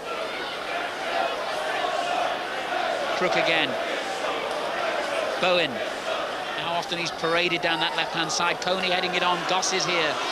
One back by Polston. An awkward sort of header by Sedgley, but Houghton will ensure it doesn't go behind for the corner. It's a throw. And another substitution. And Gary Lineker, the hero of the day, is coming off. Thunderous applause around White Hart Lane for the man who got a hat-trick. And he's not been feeling too clever this weekend either. He's had a temperature and a cold. What would he have done if he'd been 100%? A pat on the back from his manager. Gary Lineker's done his job magnificently. But here goes Gordon. And he gets it back from Fleck. Gordon! Torstvedt will deny Norwich if they play till midnight the way he's performed today. Paul Moran, incidentally, the Tottenham substitute. There he is. Just returned from a loan spell to Leicester as the ball is lobbed back in, and Torstvedt is quite happy to see that fly behind. And watching in our studio, and I'm sure enjoying Tottenham's display, Glenn Hoddle. Glenn? Yes, Alan, it's been a terrific game and great advert for English football. And I think interesting to see Gary's gone off now. But he's obviously had a terrific day, and that's the difference between the two sides. Certainly has been the voice of Glenn Hoddle as Tottenham win possession back again. Houghton's done well here. Now Walsh. Moran, who's very quick outside him. Walsh tried to go it alone. Townsend, and that's a foul by Sedgley. Whoops. A little bit of unpleasantness between him and Fleck, but didn't go on for long, I'm glad to say. It's been a good game as well in that sense. There's been nothing untoward, just that little incident early on in the game between Sherwood and Gascoigne, but it was nothing really. Handbags at 5 paces. Here's Gordon. Goss. Townsend shot, and it goes wide, and I think Fleck had a little go then at the referee, but anyway, free kick's been given. Well, there in the brown overcoat is Siddott, the Coventry City manager, John Siddott, having one final look at the man that we think he will be buying for £250,000 tomorrow. Norwich's Ian Crook. And how much Torstvedt would be worth on his display today. Offside at the other end against Moran.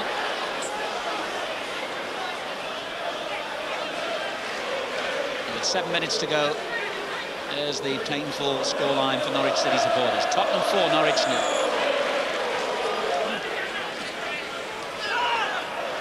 Gordon. Crook.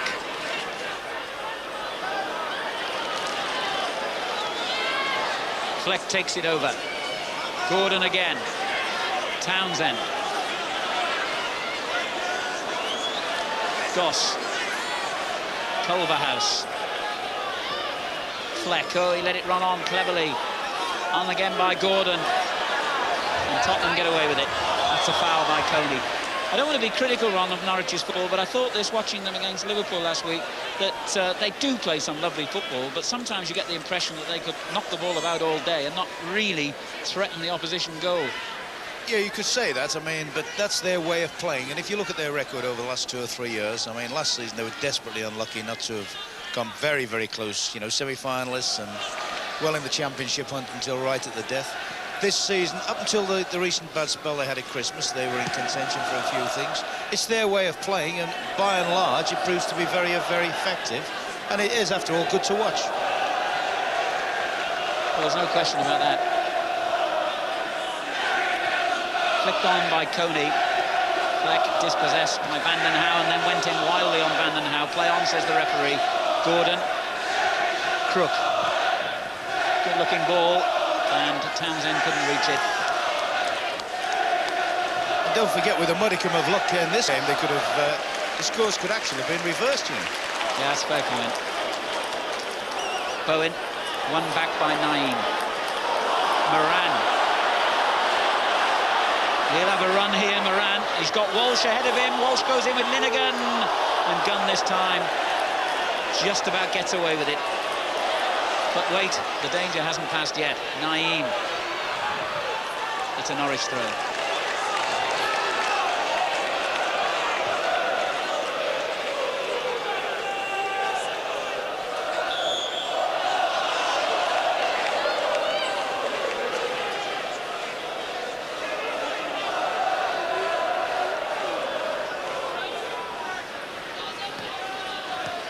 Culverhouse, Crook,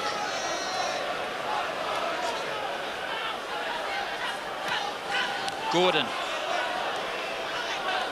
Culverhouse forward looking for Fleck. He finds Gordon. Sedgley did very well then.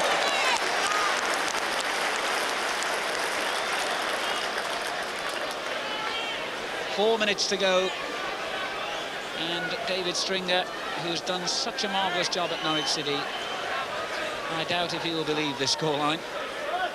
Not that Tottenham don't deserve to win, because their finishing has been absolutely clinical, but 4-0, a slightly flattering margin.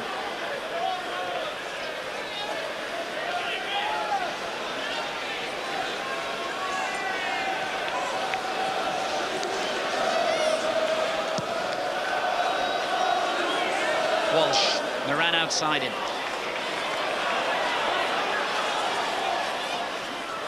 Gascoigne. Walsh again, turned away beautifully. Well, the shot deflected straight off the Norwich man. And Paul Walsh would certainly like to get in on the goal-scoring charts today. Only got a couple for Tottenham this season, been substitute most of the season. Holston's header. Walsh is there again. And you would think one man who won't have enjoyed today, if that doesn't sound too unkind a thing to say, since these are his teammates playing, is Paul Stewart. The striker has been left out today and seen his team score 4 goals in his absence. I'm sure he wishes his team well, but he would like to have been part of it. Here's Crook for Norwich. Good ball for Fleck. Shot blocked by Polston. Now Gordon. And again Polston stood his ground and finds Gascoigne well. And he's beaten Linegan with ease. Couldn't do the same to Townsend though.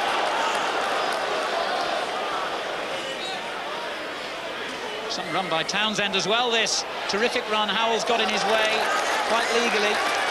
Townsend may not agree.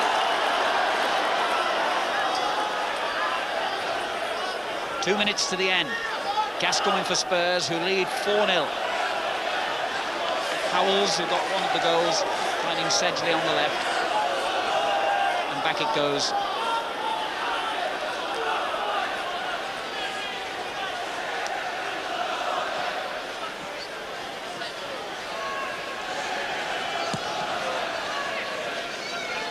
Moran, good little ball. Well, could have been, but Walsh didn't move for it. Bowen anticipated well. Goss on the left. And still Goss. Oh, and back by Naeem. And the crowd enjoying these final couple of minutes as Tottenham indulge themselves in a little bit of interpassing, knowing that the game is safely won. Minute on the watch. And Tottenham have put their disappointing run to an end. This will be their first victory in 1990, their first win in 8 games, and their first win at home for 5 matches. The crowd are actually booing them now because they passed the ball back to their own goalkeeper. Well, it'll be no surprise to anyone watching, drinking a can of a well-known fizzy glucose drink, that Gary Lineker will be getting something rather more tasteful, the Barclays Man of the Match award and the champagne that goes with it. Ron Atkinson, not a difficult choice for you to make. Yes, I think if you get a hat-trick in a game like this, you're entitled to a bottle of champagne, but I think he should share a glass with his goalkeeper and also with Gascoigne. They've run him very, very close for the award. sounds like a popular decision you made, judging by the reaction of the crowd who've just been told that Gary Lineker's got that Man of the Match award. And maybe the match ball, the traditional thing, but there's a mistake here that lets Coney in. Oh, it's hit the post again. Norwich City could play till midnight and they wouldn't score today. Unbelievable. A bad back pass by Gascoigne, setting Coney into the space. And he must have hit the same muddy mark that Townsend hit earlier in the match. Well, Norwich City cannot believe the misfortune they've had in front of goal today. They'll probably score now, me having said that. Torsved denied them. And there's the final whistle. And Tottenham have clinched a very important landmark in their season. This was a match they felt they had to win, and they won it with some comfort and with some style. Tottenham 4, Norwich 0. Gary Lineker got a hat-trick, David Howells got the other, and the performance of Tottenham and England's main striker was a joy to behold, and he's down there now on the touchline with Tony Francis. This coming Wednesday evening here at Tottenham Hotspur, the Southern Junior Club League Cup third round tie Spurs versus Leyton Orient kick off at 7:30. 4 months away. How do you feel about your form? Well, it's still a fair way off, obviously, but no, I'm quite pleased. It went well today, and it was important for us because we've had a couple of bad results in the Cups and we needed a good win today. You won't be surprised to be receiving that, will you? Man of the match, not much doubt about it. Can't get you the match ball yet, I'm afraid. Is it right the manager said let's go for the title, though?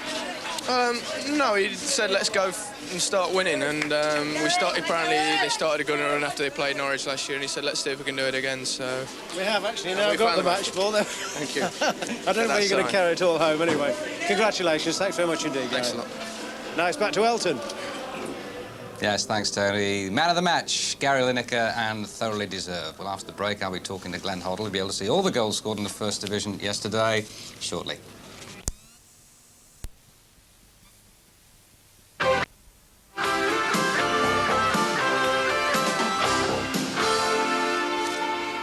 Welcome back. 4-0 to Spurs, and Glenn, I think it's fair to say that but for Erik Torsved and Gary Lineker especially, you know, Norwich could have actually won that game. Extraordinary. They certainly could have, yes. It wasn't a 4-0 hammering by any means.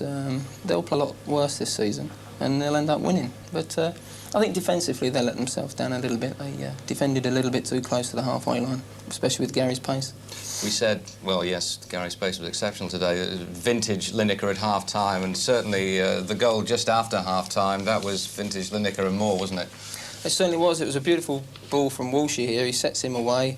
Again, they were caught a little bit square, but they'd just lost possession, so you couldn't blame him. But the way he finishes, he goes to play it there, and he just has the confidence after the first goal, you know, to take it round him, and that's Gary at his best. Here's the hat-trick goal. No doubt about the penalty incident. We're not going to show that. Cheeky, that one. Oh, it was very cheeky, yes. Lovely little chip.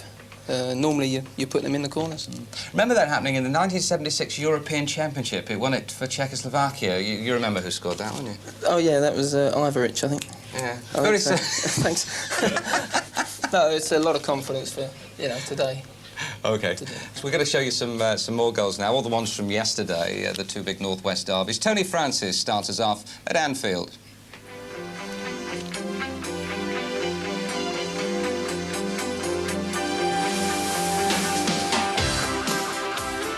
Torrential rain washed away all but 3 games south of Birmingham, and Liverpool took their chance to pull clear of Villa and Arsenal with some relish.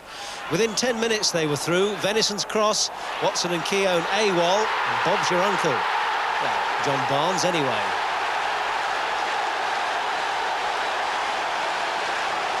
It looked easy, but didn't he control it beautifully on the volley? And if there's a better side in Europe at the passing game, we'd love to see them. It was a bit too much for Everton. Barnes and Beardsley weaving the patterns this time. Watson couldn't keep his arm down. And neither could Liverpool supporters when they were given a penalty. Watson, what he'd done to deserve such a sentence. Was it hand to ball or ball to hand? Judge for yourselves. Everton most disgruntled. Beardsley for 2-0.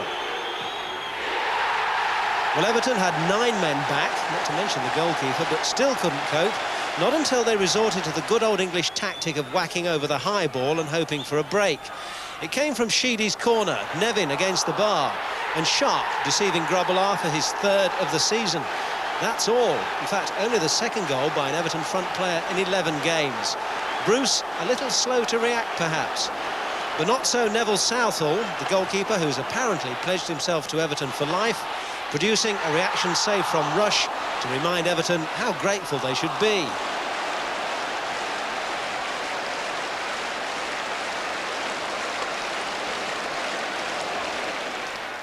In tabloid terms, a relegation battle at Old Trafford, illuminated by two exquisite and contrasting goals. Well, here's a glimpse of what Manchester United are capable of. A move of cohesion and quality to dismantle City's crowded defence, sweeper and all. Wallace providing a teaser of a cross, Blackmore the coup de grace.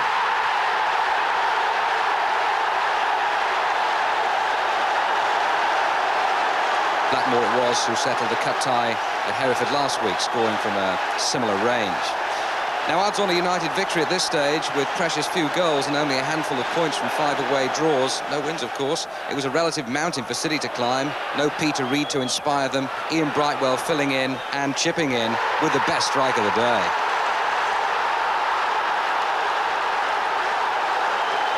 A golden moment for the son of Robbie Brightwell and Anne Packer. Only one defeat in 7 league games now for City under Howard Kendall's management. A familiar scenario at Forest, Littlewood's cup holders, one step from Wembley and moving menacingly towards the top of the table. Clough with that trusty side foot putting them ahead inevitably. Despite investing 1.6 million on Martin in goal and Thorne at centre-back, Palace have still let in 49 goals in 24 games. Here's the 48th. Hodge not firing on all cylinders, but firing well enough. It wasn't to be a repeat of the 5-0 Littlewood show, but Nigel Jemson, the new striker who's been galvanised since Chapman went north, made it 3 with his third in recent games. Laws and Clough scheming things, the quality of the goal making up for the quality of the picture. And just enough time for a Palace sweetener. Thomas, the captain, collecting the interception and feeding Salako, who denied Clough seeing his beloved clean sheet. 3 wide.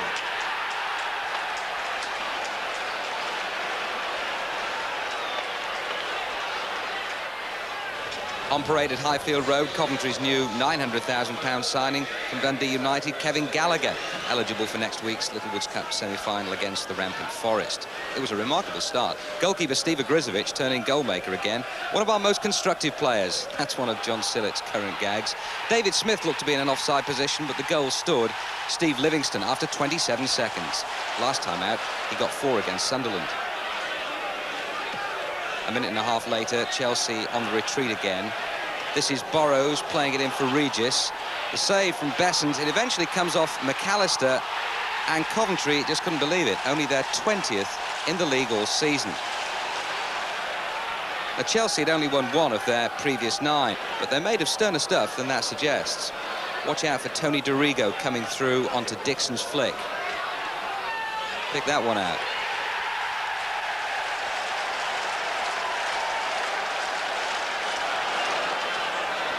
Into the second half of a game described by Sillett as great for supporters, but not managers. Chelsea linking up cleverly to work the necessary time and space for Dixon to do what comes naturally. A classic Chelsea manoeuvre, precisely finished off by Dixon. 2-2.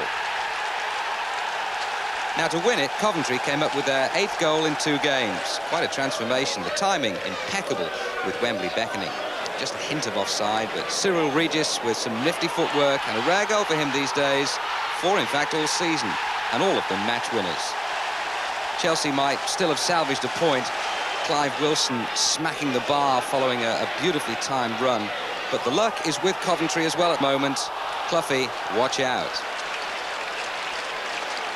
Decidedly not one for the showcase at Hillsborough. A quarter of an hour of controlled aggression from Wednesday at either end of the match, punctuated by an hour of tedium. Hurst's goal on 6 minutes, engineered by Sheridan, was surprisingly the only debit in Millwall's account. hobnobbing with the elite last season, scratching about with the commoners now, and grateful for a crumb when Wednesday dozed off, but Sheringham didn't. Sheffield Wednesday 1, Millwall 1. Well, there we are, the top of the league, first 10 places this evening. The significant change, of course, is Spurs going from 10th to 5th as a result of their 4-0 win over Norwich, now in 9th place this afternoon. Can confirm, by the way, that that deal involving Ian Crook going from Norwich to Coventry for £750,000 will go through. Could be tomorrow morning, might even be tonight. Right, Glenn Hoddle, from what we've seen today and the goal highlights there from yesterday, not a lot wrong with English football. Oh, terrific amount of goals there, yes. Obviously the game's flourishing at the moment, and it's great that we can see them every weekend. Are you flourishing? I mean, yes. There was a report in a newspaper, I don't know whether you saw it or not, from your base in Monaco, that you might never kick a ball again.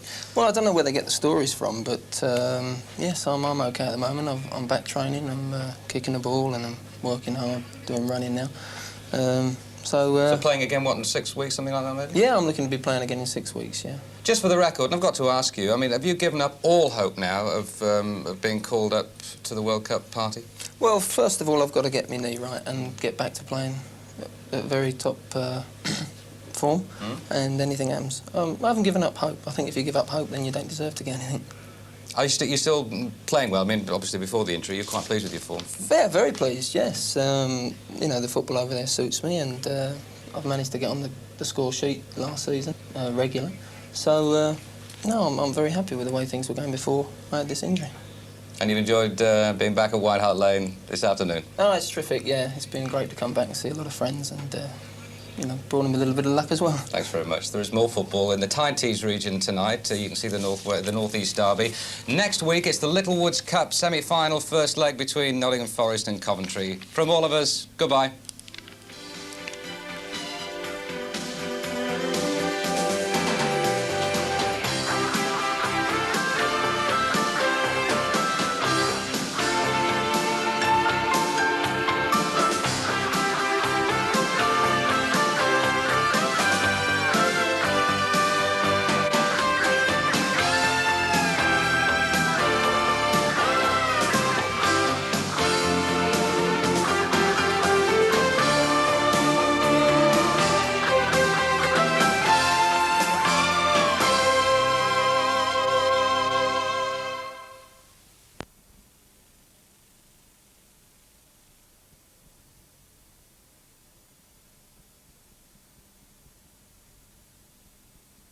And 1-1.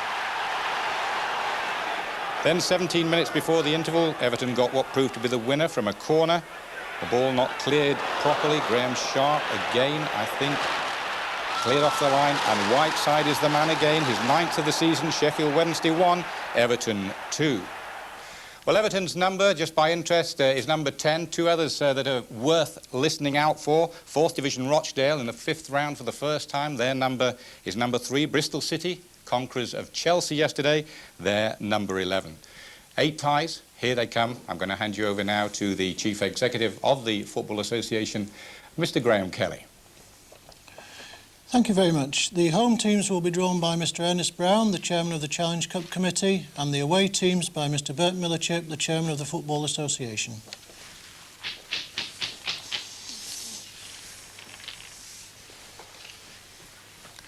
Number 14. Crystal Palace Number 3. will play Rochdale.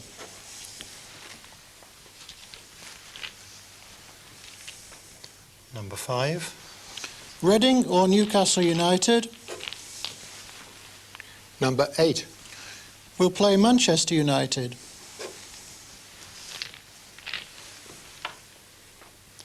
Number 9. Blackpool Number 15. will play Arsenal or Queen's Park Rangers. Number 13. Oldham Athletic Number 10. versus Everton.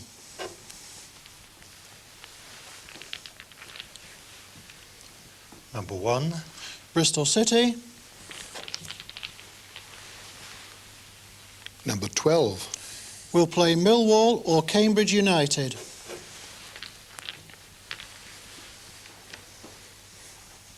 Number 16. West Bromwich Albion. Number 4. Will play Aston Villa.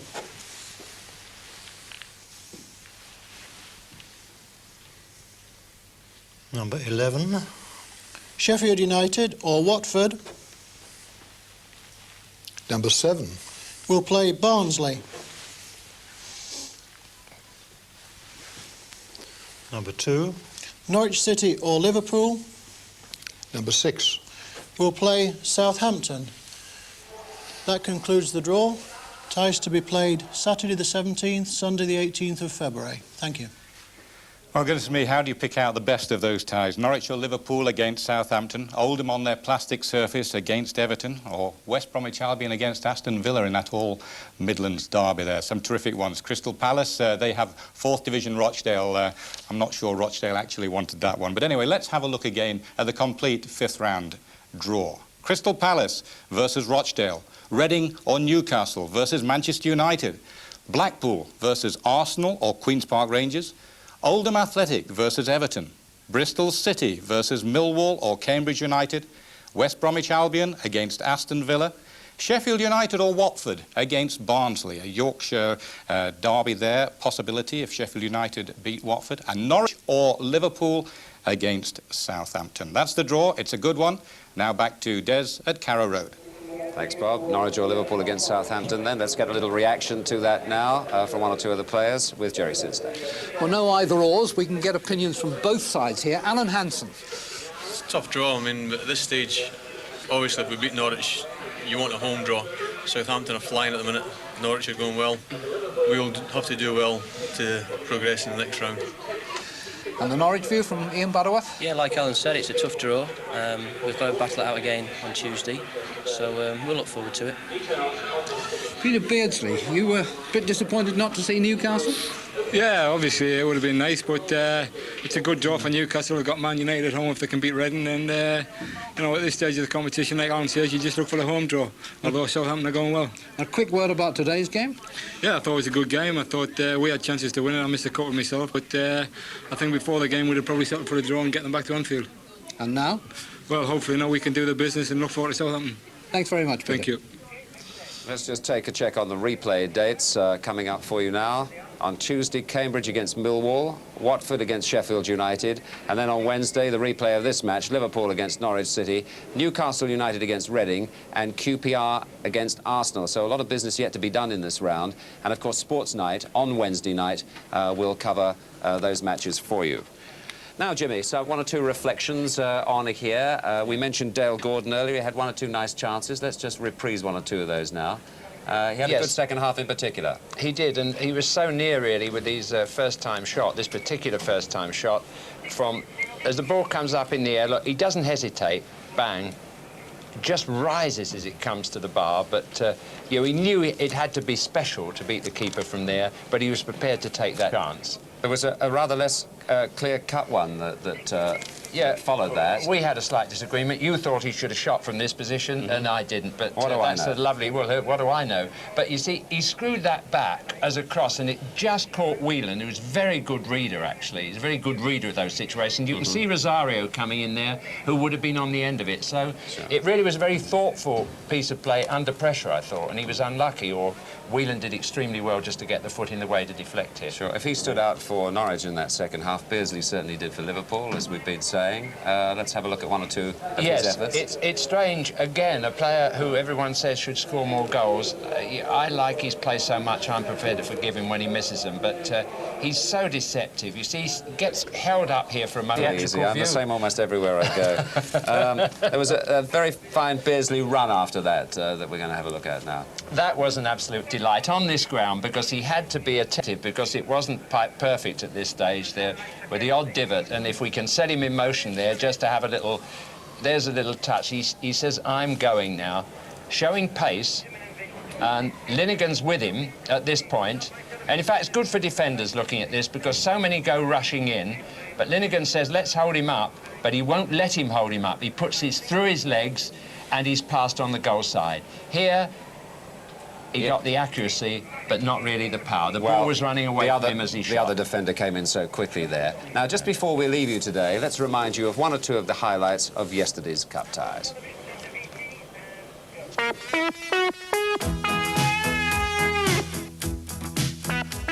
City manager Joe Jordan has experienced many great moments. Few will have surpassed this. Llewellyn.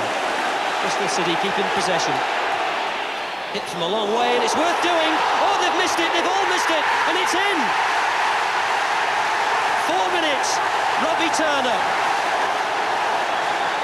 What a beginning for 3rd Division Bristol. Smith. Johnson. There might be something on here for City. Taylor, Shelton, oh, they're queuing up. Turner, is it number 2? Yes, the referee looks at the linesman. Chelsea look at everybody. Newman.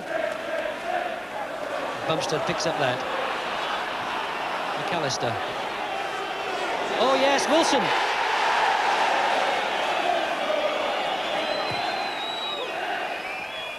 Turner. Turner, is this his hat-trick? He struck it well. This will be it. Gavin.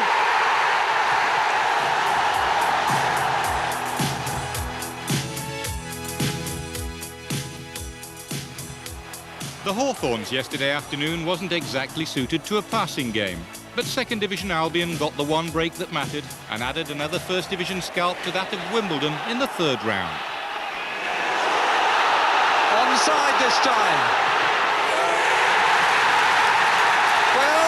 It had to happen, and the congratulations for Tony Ford, well deserved.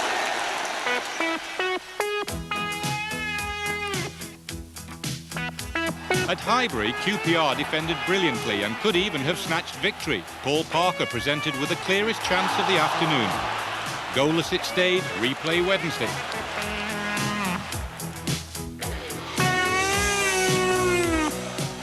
In-form Villa continue to dazzle. David Platt put them on their way with just 7 minutes on the clock.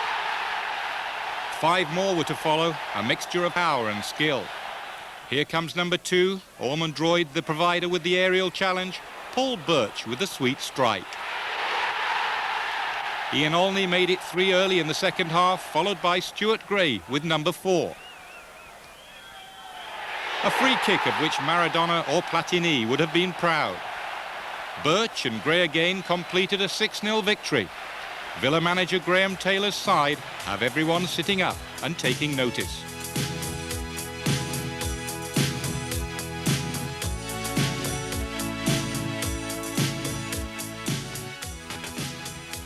At Selhurst Park, a 4-0 victory for the struggling 1st Division side, helped by the sloppy defending of 3rd Division Huddersfield. Jeff Hopkins got the first there.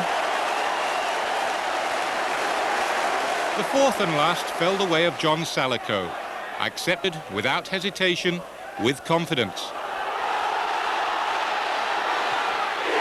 Palace in the 5th round for the first time in 7 years.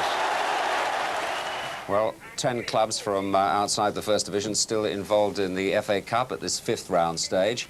I hope you've enjoyed our coverage this weekend. Sorry we couldn't bring you any goals from here this afternoon, but I know you'll have enjoyed the quality of the football. Remember those replays on Wednesday night, and I believe tonight there's a bit of Commonwealth Games coming out for you. We'll see you soon. Bye-bye.